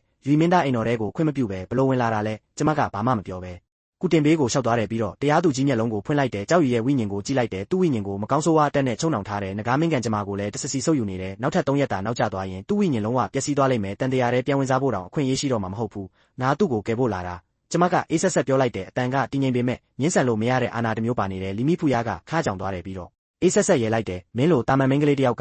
ကတော်ဝင်ဆေးဆရာတွေတောင်မကယ်နိုင်တဲ့ယောဂါကိုကုနိုင်တယ်လို့ပြောရဲတယ်ပေါ့နိုင်ငံတော်ဆရာတောင်အကြောင်းရင်းမသိသေးဘူးမင်းကကယ်နိုင်မယ်တဲ့လားကျမကရှင်းပြမနေဘူးညာလက်ကိုဖြည်းဖြည်းမြောက်လိုက်တယ်လက်ချောင်းထိပ်မှာငရဲစွမ်းအင်တွေစူးစီးလာတယ်ပြီးတော့ကြောက်ရည်ရဲ့နဖူးလေကိုညင်ညင်သာသာထိလိုက်တယ်ငရဲစွမ်းအင်ကသူ့ခန္ဓာကိုယ်ထဲချက်ချင်းဝင်သွားတဲ့တခါအတွင်းမကောင်းဆိုးဝါးတက်ရဲ့ချုံနှောင်မှုကိုဖောက်ခွဲပြလိုက်တယ်။ကြောက်ရည်ကနာကျင်တန်တစ်ချက်ထွက်လာတယ်ဒါပေမဲ့မူလကအားနေနေတဲ့အသက်ရှူတန်ကတဖြည်းဖြည်းတည်ငြိမ်လာတယ်တင်းတင်းစိတ်ထားတဲ့မျက်လုံးတွေကလည်းဖြည်းဖြည်းချင်းပွင့်လာတယ်မျက်လုံးထဲမှာအသက်ဝင်မှုအနှဲငယ်ပြန်ပေါ်လာတယ်မဲတော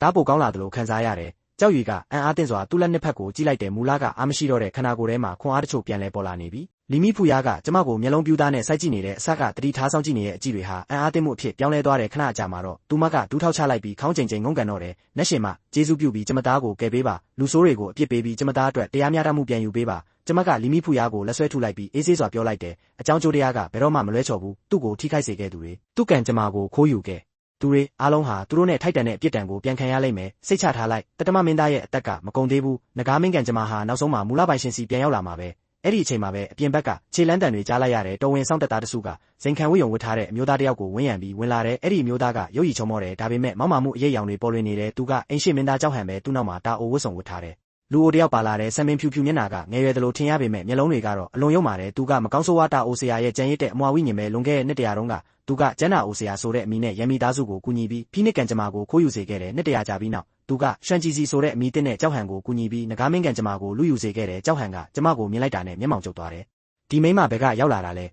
ယူမင်းသားအိမ်တော်ထဲမှာရိုင်းဆိုင်ရဲတယ်ပေါ့လာဆန်းသူ့ကိုဆွဲထုတ်ပြီးတုံးနဲ့တက်လိုက်အဆောင်တက်သားတွေချက်ချင်းရှေ့တိုးလာကြတယ်ဒါပေမဲ့ရှန်ဂျီစီကရုတ်တရက်လက်မြောက်ပြီးတားလိုက်တယ်သူ့မျက်လုံးတွေကကျမကိုတေးသေးချာချာစိုက်ကြည့်နေတယ်ကြောက်ရွံ့မှုနဲ့မယုံကြည်နိုင်မှုတွေပြည့်နေတယ်မင်းကလွန်ခဲ့တဲ့နှစ်တရာကအဲ့ဒီတရားသူကြီးပဲမင်းအသက်ရှင်နေသေးတာလား သူကျမကိုမှတ်မိသွားပြီးနှစ်တရာအရင်ကရန်အိမ်တော်မှာကျမကတရားသူကြီးအစ်စ်အမှန်ဖြစ်ကြောင်းဖော်ထုတ်ခဲ့ပြီးနေရဲမီနဲ့သူ့ရဲ့ကိုယ်ပွားကိုမိရှို့ဖျက်ဆီးခဲ့တာကိုသူကိုယ်တိုင်မြင်ခဲ့ဘူးတဲ့အဲ့ဒီနောက်နှစ်ပေါင်းများစွာသူဟာအရေးထဲမှာပုန်းကွယ်နေခဲ့တယ်မရဲလောကကိုပြန်မထိရဲခဲ့ဘူးဒါပေမဲ့ဒီနေ့ကျမနဲ့ထပ်မံတွေ့ဆုံရလိမ့်မယ်လို့မထင်ထားခဲ့ဘူးကြောက်ဟန်ကအံ့အားသင့်သွားတယ်နိုင်ငံတော်ဆရာခင်ဗျားသူ့ကိုသိတာလားသူဘသူလဲရွှန်ကြည်စီရဲ့တကူလုံးတုံခါနေတဲ့မရဲလောကရဲ့တရားသူကြီးပါအရှင်မင်းသားသူကတေမင်းစရင်ကိုကင်တွယ်ပြီးလူတွေရဲ့အသက်ရှင်သေဆုံးမှုကိုစီရင်တဲ့တမဏိမျက်နှာတရားသူကြီးပဲကျွန်တော်တို့သူ့ကိုမရှင်နိုင်ဘူးဒီစကားကိုကြားတာနဲ့ကြောက်ဟန်ရဲ့မျက်နှာကတွေးအောင်ပြောက်သွားတယ်ဒူးတွေပြောက်ခွေပြီးလဲကျမတက်ဖြစ်သွားတယ်သူဟာငငယ်ကလေးကနတ်ဖျားနဲ့တရားဝိညာဉ်တွေအကြောင်းကြားဘူးခဲ့တယ်မရဲလောကတရားသူကြီးရဲ့အာဏာကိုလည်းသိတယ်ဒါဟာအရေးမြတ်မဟုတ်ဘူးအသက်နဲ့တည်ခြင်းကိုစီမံတဲ့နဲ့ဖျားစစ်အမှန်ပဲလူသားတယောက်ကကောင်းကင်တရားကိုစန့်ကျင်ပြီးအဲ့ဒီလိုနတ်ဖျားကိုရန်ပြုမိရင်ကောင်းကင်နဲ့မြေကြီးရဲ့အပြစ်ဒဏ်ကိုမလွဲမသွေခံရမှာပဲသူ့ရဲ့ကံကြမ္မာကိုယူမှုကမရဲလောကတရားသူကြီးကိုတောင်တတိထားမိစေလိမ့်မယ်လို့မထင်ထားခဲ့ဘူးကျမကသူ့ကိုအေးဆက်တဲ့မျက်လုံးတွေနဲ့ကြည့်လိုက်တယ်ကြောက်ဟန်မင်းကအိမ်ရှိမင်းသားဖြစ်နေပါလေညီကိုသွေးသားကိုမငဲ့ညာပဲမကောင်းဆိုးဝါးတာအိုဆရာနဲ့ပူပေါင်းပြီးငကားမင်းကံကြမ္မာကိုခိုးယူခဲ့တယ်တတမမင်းသားကိုတင်မင်းတကားဝအထိတွန်းပို့ခဲ့တယ်ရင်းနဲ့ရန်ရဲ့စီးမြင့်ကိုဖျက်ဆီးခဲ့တယ်ကောင်းကင်ဥပဒေကိုချိုးဖောက်ခဲ့တယ်မင်းအပြစ်ရှိကြောင်းဝန်ခံသလားကြောက်ဟန်ကတကိုယ်လုံးတုံရင်နေတဲ့ဒူးထောက်ချပြီးခေါင်းကျိန်ကျိန်ငုံတယ်တရားသူကြီးရှင်အသက်ချမ်းသာပေးပါကျွန်တော်မားပါတယ်ခဏတာအမောင်ဖုံးသွားလို့ဒီတာအိုဆရာရဲ့လက်စားမှုကိုခံလိုက်ရတာပါကျေးဇူးပြုပြီးခွင့်လွှတ်ပေးပါကျမကရွှန်ကြည်စီဘက်လက်ကြည့်လိုက်တဲ့အတန်ကပိုပြီးအေးဆက်လာတယ်နှစ်တရာအရင်ကမင်းကရမီသားစုကိုကူညီပြီးဖိနစ်ကံကြမ္မာကိုခိုးယူစေခဲ့တယ်သမီးရင်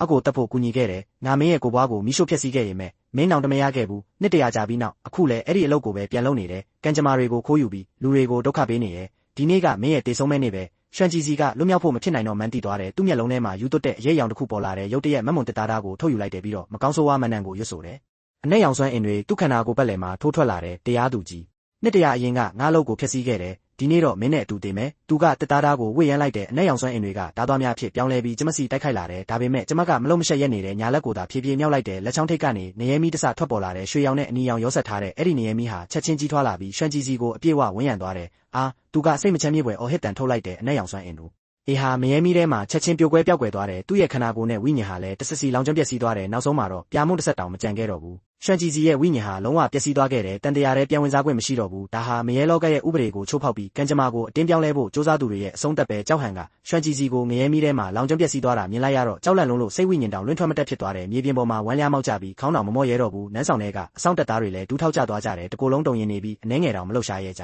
ဘူးကျမကကြောက်ဟန်ရှိကိုရှောက်သွားတယ်တရားသူကြီးစီရင်ရေးဘောပင်ကလက်ထဲမှာပေါ်လာတယ်ဘောပင်ဖျားမှာသွေးနီရောင်စင်နှပါတွေကန့်ညိနေတယ်ကျမကသူ့ကောင်းထိပ်ကိုဘောပင်ဖျားနဲ့ညှို့လိုက်တယ်ကြောက်ဟန်မင်းကတတမမင်းသားကြောက်ရဲ့ငကားမင်းကံကြမ္မာကိုခိုးယူခဲ့တယ်သူ့ရဲ့ကံကောင်းခြင်းနဲ့နိုင်ငံအင်အားကိုဆုပ်ယူခဲ့တယ်ကိုကျိုးအတွက်ညီအကိုသွေးသားကိုဒုက္ခပေးခဲ့တယ်မရဲလောကဥပဒေအရအသက်ရှည်ကံကိုရုပ်သိမ်းရမယ်ကံကြမ္မာကိုဖျက်သိမ်းရမယ်မြေရဲမှာနှစ်တရာအပြည့်အတန်ခံရမယ်စကားဆုံးတာနဲ့ကျမကဘောပင်ဖျားနဲ့သူ့ကောင်းထိပ်ကိုတစ်ချက်ထိုးချလိုက်တဲ့ချက်ချင်းပဲကြောက်ဟန်ရဲ့ငကားမင်းကံကြမ္မာဟာရွှေရောင်လင်းနှန်းအဖြစ်ပြောင်းလဲသွားတယ်သူ့ခန္ဓာကိုယ်ရဲ့ကနေထွက်လာပြီးကြောက်ယူစီတန်းတန်းမတ်မတ်ပြန်တန်းသွားတယ်အဲ့ဒီလင်းနှန်းဟာကြောက်ယူရဲ့နဖူးလေတဲ့စီးဝင်သွားတယ်ချက်ချင်းပဲကြောက်ယူရဲ့ကိုယ်ပတ်လည်မှာရွှေရောင်လင်းတွေတောက်ပလာတယ်မူလကဖြူဖြောနေတဲ့မျက်နှာဟာချက်ချင်းတွေးအောင်ပြန်ဝင်လာတဲ့အသက်ရှူတန်ကတည်ငြိမ်လာတဲ့ငကားမင်းကံကြမ္မာပြန်ရောက်လာပြီးနောက်သူ့တကိုယ်လုံးကပညာရှိမင်းတစ်ပါးရဲ့ဂုဏ်သိက္ခာကိုဖျားထွက်လာတဲ့တစ်ဖက်မှာတော့ကြောက်ဟန်ရဲ့ငကားမင်းကံကြမ္မာကိုဆွဲထုတ်လိုက်တဲ့အချိန်မှာသူ့ရဲ့ချောမောတဲ့ရုပ်ရည်ဟာလင်းမြန်စွာအိုမင်းသွားတဲ့ဆံပင်တွေဟာမျက်စိရှိမှပဲဖြူဖွေးလာတဲ့ကံကောင်းခြင်းတွေအားလုံးပြောက်ကွယ်သွားတဲ့ခန္ဓာကိုယ်ကအိုမင်းရင်ရောနေတဲ့အဘိုးအိုတယောက်လိုဖြစ်သွားတယ်သူ့ရဲ့အသက်ရှည်ကံလည်းချက်ချင်းရုပ်သိမ်းခံလိုက်ရတယ်လူဘဝတက်တန်ကုံဆုံးသွားပြီးသူ့လေချောင်းရဲ့ကထူးဆန်းတဲ့အတန်တချို့ထွက်လာတယ်ပြီးတော့မြေပြင်ပေါ်လဲကျသွားတယ်အသက်ငွေလုံးဝပျောက်ကွယ်သွားခဲ့တယ်လူသားတယောက်ကကောင်းကင်တရားကိုစန့်ကျင်ပြီးတွေးသားရင်းချရဲ့ကံကြမ္မာကိုခိုးယူဖို့စ조사ရင်နောက်ဆုံးမှာဒီလိုရဲ့အဆုံးသက်ရတယ်ကံကြမ္မာပျက်စီးရဲ့အသက်တိုသွားတယ်ဝိညာဉ်မှာဆုံးရှုံးသွားတယ်လီမိဖူယားကတားဖြစ်သူရဲ့ငကားမင်းကံကြမ္မာပြန်ရလာတာကိုကြည့်တယ်ကျမကြီးပြန်ကောင်းလာတာကိုလည်းမြင်တဲ့တစ်ဖက်မှာကြောက်ဟန်တေဆုံးသွားတာကိုလည်းမြင်တယ်သူမရဲ့ရင်ထဲမှာခံစားချက်ပေါင်းစုံရောထိုးအင်းနေရဲ့နောက်ဆုံးမှာတော့ကျမကိုလေးလေးနက်နက်ဂါယဝပြုလိုက်တယ်တရားသူကြီးရှင်ကျမသားအတွက်တရားမျှတမှုပြန်ယူပေးတဲ့အတွက်ကျေးဇူးတင်ပါတယ်သူ့အသက်ကိုလည်းကယ်တင်ပေးခဲ့ပါတယ်ကြောက်ယူလဲကုတင်ဘော်ကဆင်းလာတယ်ကျမရှိမှလက်အုပ်ချပြီးဥညွတ်လိုက်တယ်တရားသူကြီးရှင်ကျွန်တော်အသက်ကိုကယ်တင်ပေးတဲ့ကျေးဇူးကိုဘယ်တော့မှမမေ့ပါဘူးနောက်တစ်ချိန်မှာကျွန်တော်အုပ်ချုပ်သူဖြစ်လာရင်ပြည်သူတွေကိုချစ်မယ်တီလာနဲ့အုပ်ချုပ်မယ်ငကားမင်းကံကြမ္မာကိုအရှက်မရစေဘူးကောင်းကင်နဲ့ပြည်သူတွေကိုလည်းမစိတ်ပြတ်စေဘူးကျမကသူ့ကိုကြည့်ပြီးခေါင်းညှိလိုက်တယ်မင်းကမွေးရပါစိတ်တဘောထားကောင်းတယ်မင်းကပညာရှိမင်းတစ်ပါးဖြစ်မဲ့အရေးချင်းရှိတယ်ငကားမင်းကံကြမ္မာပြန်ရလာတာဟာကောင်းကင်တရားရဲ့အလိုတော်ပဲဒီနေ့ဖြစ်ခဲ့သမျှကိုမမေ့နဲ့ကြောက်ဟန်ရဲ့လမ်းစဉ်ကိုထပ်မလိုက်နဲ့ပြည်သူတွေကိုကောင်းကောင်းမွန်မွန်ဆက်ဆံတိုင်းပြည်ကိုကာကွယ်ဆောင်ရှောက်ဒါဟာကောင်းကင်နဲ့မြေကြီးအတွက်အကောင်းဆုံးပြန်ပေးဆက်ခြင်းပဲစကားဆုံးတာနဲ့ကျမကလှည့်ထွက်လာတဲ့နေအောင်အောက်မှာကျမရဲ့ပုံရိပ်ကတဖြည်းဖြည်းမိန်ဖြော့သွားတဲ့ဝိညာဉ်တစ်စိတ်တစ်ပိုင်းကမရဲလောကစီပြန်လဲထွက်ခွာသွားတဲ့တရားသူကြီးနှန်းဆောင်နဲ့ပြန်ရောက်တော့မရဲမိအိမ်တွေကရခင်တိုင်းတောက်လောင်နေစေပဲမရဲစစ်သားတွေနဲ့မရဲရာရှိတွေကနှစ်ဖက်စီတန်းရက်ပြီးကျမကိုကြိုဆိုကြတယ်အငိမ့်စားတရားသူကြီးအိုကြီးကလည်းနှန်းဆောင်ထဲမှာရက်နေရဲ့မုတ်စိတ်ကိုတည်ရင်ပြုံးလိုက်တယ်ရှူယောင်ဒီတစ်ခေါက်လူလောကခီးမှာမကောင်းဆိုးဝါးတာအိုဆရာကိုရှင်းလင်းခဲ့တယ်ငကားမင်းကံကြမ္မာကိုမူလပိုင်ရှင်စီပြန်ပို့ခဲ့တယ်ရင်းနဲ့ရန်ရဲ့စီးမြင့်ကိုထိမ့်သိမ့်နိုင်ခဲ့တယ်နောက်ထပ်ကြီးမားတဲ့ကုသိုလ်တစ်ခုထပ်ရပြန်ပြီးမရဲမင်းကြီးကတေချာပေါက်ဆုချီးမြင့်လိုက်မယ် ကျမကစီရင်ရေးစားပွဲရှေ့မှာထိုင်လိုက်တဲ့အသက်သေစရင်ကိုဖွင့်လိုက်ပြီးစာမျက်နှာအသစ်တစ်ခုလန်လိုက်တယ်ပြီးတော့အေးဆေးစွာပြောလိုက်တယ်စုနဲ့အပြစ်ဆိုတာအရေးမကြီးဘူးကျမဒီတရားသူကြီးဘောပင်ကိုကင်ထားရတာကအကြောင်းကျိုးကိုမှန်မှန်ကန်ကန်စီရင်ဖို့ပဲရင်းနဲ့ရန်ရဲ့စီးမြင့်ကိုထိမ့်သိမ့်ဖို့ပဲလူဆိုးတွေလွတ်မြောက်မသွားစေဖို့လူကောင်းတွေမတရားခံရတာမျိုးမရှိစေဖို့ပဲဒါကကျမရဲ့တာဝန်ပြီးတော့ကျမရဲ့လမ်းစဉ်လည်းဖြစ်တယ်လွန်ခဲ့တဲ့နှစ်တရာတုန်းကကျမဟာဆွေမျိုးရင်းချာတွေရဲ့တစ္ဆာဖောက်ခြင်းကိုခံခဲ့ရတယ်ကံကြမ္မာအလုခံခဲ့ရတယ်မကျေနပ်ချက်တွေနဲ့တေဆုံးခဲ့ရတယ်မရဲလောကမှာတရားသူကြီးဖြစ်လာခဲ့တာကလည်းတရားမျှတမှုကိုပြန်ယူဖို့ပဲပြစ်တွေကိုစရင်ရှင်းဖို့ပဲဒါပေမဲ့နှစ်တရာကြာပြီးနောက်ကျမဟာတမန်နီမျက်နှာတရားသူကြီးဖြစ်လာခဲ့ပြီးရင်းနဲ့ရန်ကိုစီရင်နေပြီးကိုရေးကိုတာအာဇာတအတွက်မဟုတ်တော့ဘူးကောင်းကင်နဲ့မြေကြီးရဲ့စီးမြင့်အတွက်ဖြစ်တယ်အကြောင်းကျိုးတန်တရားအတွက်ဖြစ်တယ်တစ်ချိန်ကအမုန်းတရားတွေဟာယခုတော့တည်ငြိမ်ခိုင်မာတဲ့တရားမျှတမှုအဖြစ်ပြောင်းလဲသွားပြီးတစ်ချိန်ကနာကျင်မှုတွေဟာယခုတော့ကောင်းတဲ့ဆိုကိုခိုအခြားစီရင်မဲ့စိတ်သက်အဖြစ်ပြောင်းလဲသွားပြီးကျမလက်ထဲကတရားသူကြီးဘောပင်ဟာကိုရေးကိုတာအညိုတေးတွေကိုမမှတ်သားဘူးပုံကိုရေးခံစားချက်တွေကိုလည်းမလိုက်စားဘူးမှတ်သားတာကအကြောင်းကျိုးတရားသာဖြစ်တယ်စီရင်တာကလည်းကောင်းခြင်းနဲ့ဆိုးခြင်းသာဖြစ်တယ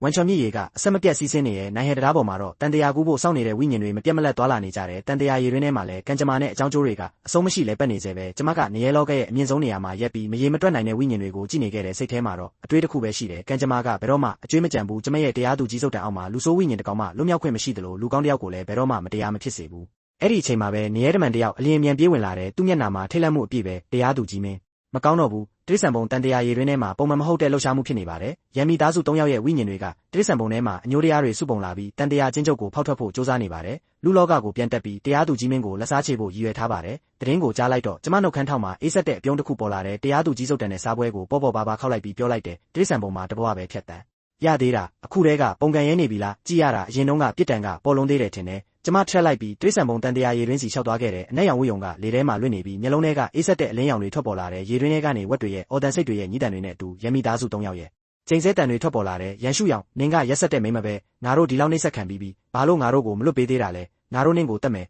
နင်းရဲ့ဖိနစ်ကန်ကြမာကိုပြန်လို့မယ်လူလောကကိုပြန်သွားပြီးနင်းကိုအပိုင်းပိုင်းဆုတ်ဖြဲပစ်မယ်ငါတို့ကနင်းမိဘရင်းတွေပါနင်းပါလို့ဒီလောက်ရက်ဆက်ရတာလဲငါမကျေနပ်ဘူးလုံးဝမကျေနပ်ဘူးကျမကတန်တရားရေတွင်းဘေးမှာရက်ပြီးအတွင်းမှာလူးလိမ့်နေတဲ့ဝိညာဉ်တွေကိုငုံကြည့်လိုက်တယ်မျက်လုံးထဲမှာနိုးအေးထွေးမှုတစ်စက်မှမရှိဘူးမိဘရင်းဟုတ်လားငါ့ကိုအစိတ်တိုက်ပြီးဖိနစ်အယိုးကိုထုတ်ယူတော့ငါကတင်တို့ရဲ့တမီးရင်းဆိုတာတတိယခဲ့ကြလားငါ့ကိုအလောင်းပုံနဲ့ပစ်ထားပြီးတောခွေးတွေကိုက်စားခွင့်ပေးတော့ငါသွေးသားတော်ဆက်မှုကိုတတိယခဲ့ကြလားငါရဲ့ကံကြမ္မာကိုခိုးယူခဲ့တယ်ငါအသက်ကိုယူခဲ့တယ်10နှစ်ကျော်စီးစိမ်ခံခဲ့တယ်အခုတိရစ္ဆာန်ပုံနဲ့ကြပြီးဝက်စိတ်ပွားနဲ့တက်ဖြတ်ခံရတာကကိုစိုက်တဲ့အတိုင်းကိုရိတ်သိမ်းရတာပဲတန်တရားတစ်ပတ်တောင်မပြည့်သေးပဲလွတ်မြောက်ခြင်းနေသေးတယ်အိမ်မက်မက်နေတာပဲကျမညာလက်ကိုမြောက်လိုက်တဲ့လက်ဖွားထဲမှာငရဲလောကရဲ့အမောင်ဆွမ်းအားတွေစုပြုံလာပြီးအယိုးတန့်စင်အမတ်တစိတ်တစ်ခုဖြစ်ပေါ်လာတယ်ပြီးတော့အဲ့ဒီအမတ်တစိတ်ကိုတန်တရားရေတွင်းနဲ့ပစ်ချလိုက်တဲ့အမတ်တစိတ်ကြားရောက်သွားတာနဲ့တန်တရားအချင်းချုပ်ကပုံမခိုင်မာသွားတဲ့ရမီသားစု၃ယောက်ကအသေးခိုက်အောင်အော်ဟစ်ကြတယ်သူတို့ရဲ့အညိုတရားတွေကိုဖိနှိပ်ထားလိုက်ပြီးတန်တရားပြစ်ဒဏ်ကိုသာဆက်ခံယူရတော့တယ်ဘလို့မှထပ်မပုံကန်နိုင်တော့ဘူးအေးအေးဆေးဆေးပြစ်ဒဏ်ခံလိုက်ကြအပြစ်တွေမကုံသေးသေးဆိုးရုပ်တဲ့ပုံတွေလည်းဆက်ကြနေဦးမယ်ဘယ်တော့မှလူပြန်မဖြစ်ရဘူးပြောပြီးကျမလက်ထွက်သွားခဲ့တယ်နေရဲကောင်းလောင်းတန်ကထပ်မံမြည်ဟဲလာတဲ့အတန်ကနေရဲလောကတစ်ခုလုံးကိုပြန့်နှံ့သွားပြီးဝိညာဉ်အားလုံးကိုတတိပေးနေတယ်လို့ပဲကံကြမ္မာရဲ့အကျွေးကဘယ်တော့မှမပြောက်ွယ်ဘူးတရားသူကြီးနှန်းဆောင်ကိုပြန်ရောက်တော့ကျမထိုင်ကုန်ပေါ်ပြန်ထိုင်လိုက်တယ်အပြစ်မှတ်တန်းစာအုပ်တစ်ကိုဖွင့်လိုက်ပြီးစုတ်တံကိုချလိုက်တယ်လက်ရေးကပြက်သားတိကျနေတယ်တမနီမျက်နှာတရားသူကြဤကနောက်ထပ်အပြစ်သားကိုစောင့်နေပြန်ပြီးနေရဲစစ်သားတွေကအမိန်တိုင်းဝိညာဉ်တစ်တစ်ခုကိုခေါ်ဆောင်လာကြတယ်ငိုကြွေးတန်တွေအတနာခံတန်တွေထပ်မံထွက်ပေါ်လာပြန်တယ်ဒါပေမဲ့ကျမကတော့ခုံပေါ်မှာပဲငြိမ်သက်စွာထိုင်နေရဲ့အသက်ရှင်ခြင်းနဲ့တေဆုံးခြင်းကိုကင်တွယ်ပြီးကောင်းမှုမကောင်းမှုကိုစီရင်ပြီးအကြောင်းကျိုးကိုဆုံးဖြတ်နေစေပဲနှစ်တရာနှစ်တစ်ထောင်နှစ်တစ်တောင်းအချိန်တွေဘလောက်ပြောင်းပြောင်းမင်းဆက်တွေဘလောက်လ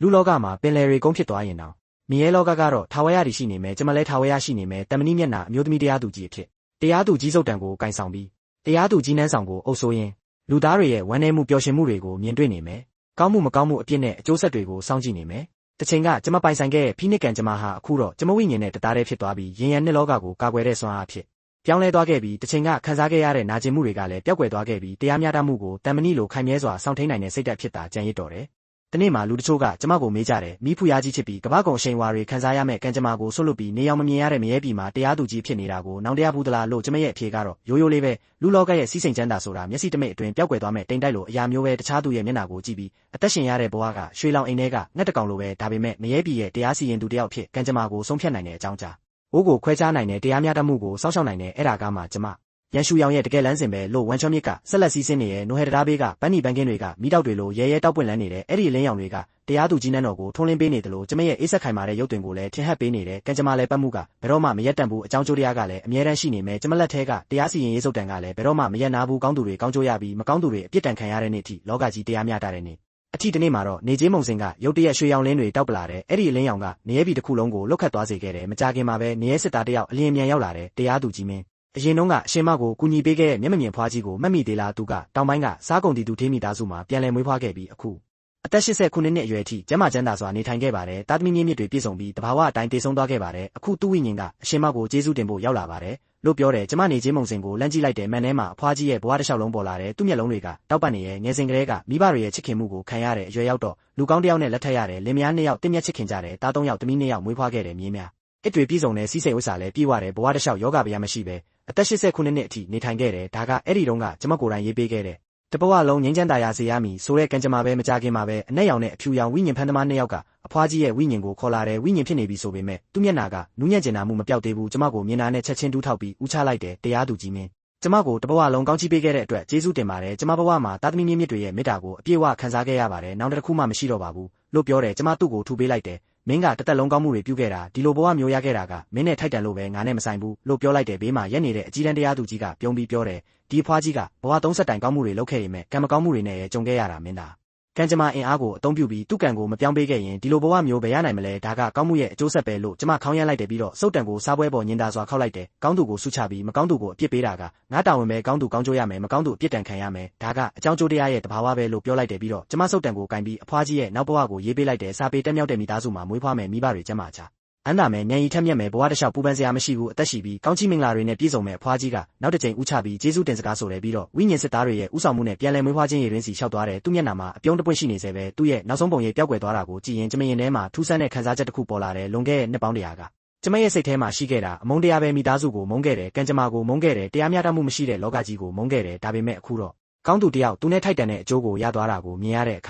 ါရင်ထဲမှာနှွေးထွေးမှုတစ်ခုဖြစ်ပေါ်လာတယ်အမှန်တော့အကြောင်းကျိုးတရားကိုစီရင်နေဆိုတာမကောင်းသူတွေကိုအပြစ်ပေးဖို့တင်မဟုတ်ဘူးကောင်းသူတွေကိုလည်းကာကွယ်ပေးဖို့ဖြစ်တယ်ကောင်းမှုကကောင်းကျိုးရပြီးမကောင်းမှုကမကောင်းကျိုးရတဲ့လောကတစ်ခုကိုထိမ့်သိမ်းဖို့ဖြစ်တယ်အဲ့ဒါကမှကျမလက်ထဲတရားစီရင်ရေးစုတ်တန်ရဲ့အမှန်တကယ်အတိတ်ပဲအဲ့ဒီနောက်နှစ်ထောင်ပေါင်းများစွာကြာတဲ့အထိမရဲပြည်ဟာငြိမ်းချမ်းတည်ငြိမ်နေခဲ့တယ်ရင်းနဲ့ရန်တရားစီးမြင့်တွေကလည်းစနစ်တကျလဲပတ်နေစေပဲကျမကတော့နေ့တိုင်းတရားသူကြီးနန်းတော်မှာထိုင်ပြီးအမှုတွေကိုစီရင်တဲ့အပြစ်ရှိသူတွေကိုအပြစ်ပေးတယ်ကောင်းသူတွေကိုဆုချတယ်တရက်တလေတောင်ပြက်ကွက်ခဲ့တာမရှိဘူးရမီသားစု3ယောက်ကတော့တိရစ္ဆာန်လမ်းကြောင်းထဲမှာဘဝတစ်ဆက်ပြီးတစ်ဆက်ပြန်လဲမွေးဖွားရင်ဒုက္ခဆင်းရဲတွေကိုခံစားနေရစေပဲဘဝတိုင်းမှာတက်ဖြတ်ခံရမှာကိုကြောက်ရွံ့ရင်တေဆုံးကြတယ်နာကြီးမှုတွေတဖြည်းဖြည်းရောနေလာပြီးနောက်ဆုံးမှာတော့ပုံကံဖို့တောင်မတွေးရတော့ဘူးတခါတလေအကြီးတန်းတရားသူကြီးကကျမနဲ့အတူထိုင်ပြီးနေရဲလက်ဖက်ရည်တအိုးချက်တောက်ရင်လူလောကအကြောင်းပြောဆိုတတ်တဲ့ဒီနေ့မှာသူကကျမကိုကြည့်ပြီးတပြင်းချလိုက်တယ်ရှူရောင်မင်းဟာငါတွေ့ဘူးသမျှထဲမှာအကောင်းဆုံးတရားသူကြီးပဲတရားမျှတာတယ်ကိုကျိုးမရှာဘူးတနာကျင်တာစိတ်လည်းရှိတယ်ပလိုက်မှုမရှိဘူးရင်ရန်စီးမြင့်ရဲ့နောက်ဆုံးမြင့်ကိုလည်းခိုင်ခိုင်မာမာစောင့်ရှောက်နိုင်တယ်ရမမင်းတောင်ပြောဘူးတယ်ရှူရောင်ရှိနေတဲ့၍မရဲပြီဟာနှစ်ပေါင်းတောင်းချီတည်ငြိမ်နေမယ်လို့ပြောတယ်ကျမလက်ဖက်ရည်ခွက်ကိုကိုင်လိုက်တဲ့ခွက်ထဲမှာထင်ဟပ်နေရဲ့မရဲမီအိမ်ရောင်ကိုကြည့်ရင်တည်ငြိမ်စွာပြန်ဖြေလိုက်တယ်ကျမကကိုယ့်ရဲ့မူလစိတ်ကိုပဲစောင့်ထိန်ထားတာပါအမုန်းတရားရ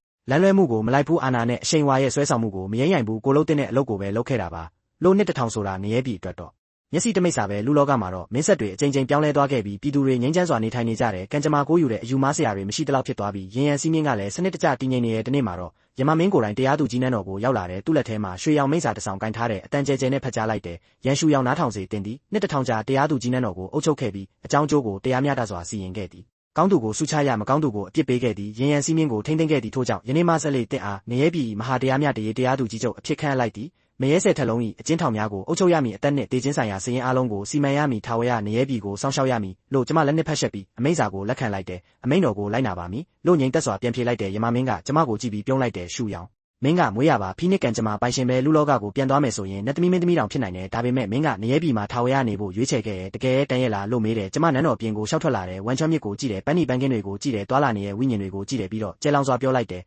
လူလောကရဲ့စီးစိမ်ချမ်းသာဆိုတာခဏတာအိမ်မက်ပဲနေရဲပြည်ရဲ့တရားသူကြီးဘဝကသာကျမတကယ်ရေးချယ်တဲ့လမ်းကြောင်းကျမကနေရဲပြည်ကိုထာဝရစောင့်ရှောက်မယ်တရားစီရင်ရေးစုတ်တံကိုကင်ပြီးရင်ရန်စီးမြင့်ကိုထိမ့်သိမ့်မယ်လောကရဲ့ကောင်းခြင်းဆိုးခြင်းကိုစောင့်ကြည့်မယ်ကောင်းကင်နဲ့မြေကြီးပြိုကွဲသွားတဲ့နေ့အထိ6လန်းတန်တရားပျက်စီးသွားတဲ့နေ့အထိလို့စကားဆုံးတာနဲ့ကျမရဲ့ဖိနစ်ကံကျမအင်အားနဲ့တရားသူကြီးအာနာဟာတခုတည်းဖြစ်ပေါင်းစည်းသွားတဲ့ရွှေရောင်လင်းနဲ့မရဲစွမ်းအင်တွေရောရှက်ပြီးတောက်ပလာတဲ့ကျမရဲ့ခန္ဓာကိုယ်ကအဆုံးမဲ့ကွာစာအာနာကိုထုတ်လွှတ်နေတဲ့မရဲပြည်တဲ့ခုလုံးကစစ်သားတွေဝိညာဉ်ဖန်သမားတွေအားလုံးဒူးထောက်ကျသွားကြတယ်တမဏိမျက်နာတရားသူကြီးမင်းကိုဂါယဝပြုပါတယ်ဆိုတဲ့အတန်တွေဟာမရဲပြည်တစ်ခုလုံးမှာပဲ့တင်ထက်သွားတယ်ကျမနောက်တစ်ချိန်တရားသူကြီးနန်းတော်ထဲကိုပြန်ဝင်သွားတယ်နှစ်1000တိုင်တိုင်ကျမနဲ့အတူရှိခဲ့တဲ့တရားစီရင်ရေးစုတ်တံကိုပြန်ကင်လိုက်တဲ့စုတ်တထိတ်မှာနီးရဲနေတဲ့မင်းနီတွေကပ်နေစေပဲအသက်နဲ့တေခြင်းစည်ရင်းစာအုပ်တစ်ကိုဖွင့်လိုက်တဲ့စုတ်တချလိုက်တဲ့တစ်ချက်နဲ့အသက်ရှင်ခြင်းတေဆုံးခြင်းကိုဆုံးဖြတ်တယ်ကောင်းခြင်းဆိုးခြင်းကိုခွဲခြားတယ်နောက်ထပ်အပြစ်သားတစ်ယောက်ကိုစောင့်နေတယ်ဝမ်ချွမ်းမြစ်ကဆက်လက်စီးဆင်းနေရဲ့နိုဟဲတရားပေါ်မှာဝိညာဉ်တွေနေ့စဉ်ဖြတ်တန်းနေကြတယ်ကျမရန်ရှူရောင်ငရဲပြည်ရဲ့အမျိုးသမီးတရားသူကြီးအဖြစ်ထာဝရတည်ရှိမယ်အကြောင်းကျိုးတရားကိုစီရင်မယ်ကောင်းခြင်းနဲ့ဆိုးခြင်းကိုခွဲခြားမယ်အပြစ်ရှိသူတွေအပြစ်ဒဏ်ခံရမယ်ကောင်းသူတွေကောင်းကျိုးရမယ်ဒါဟာဘယ်တော့မှမပြောင်းလဲမဲ့တဘာဝတရားပဲကျမလက်ထဲကစုတ်တံဟာဘယ်တော့မှ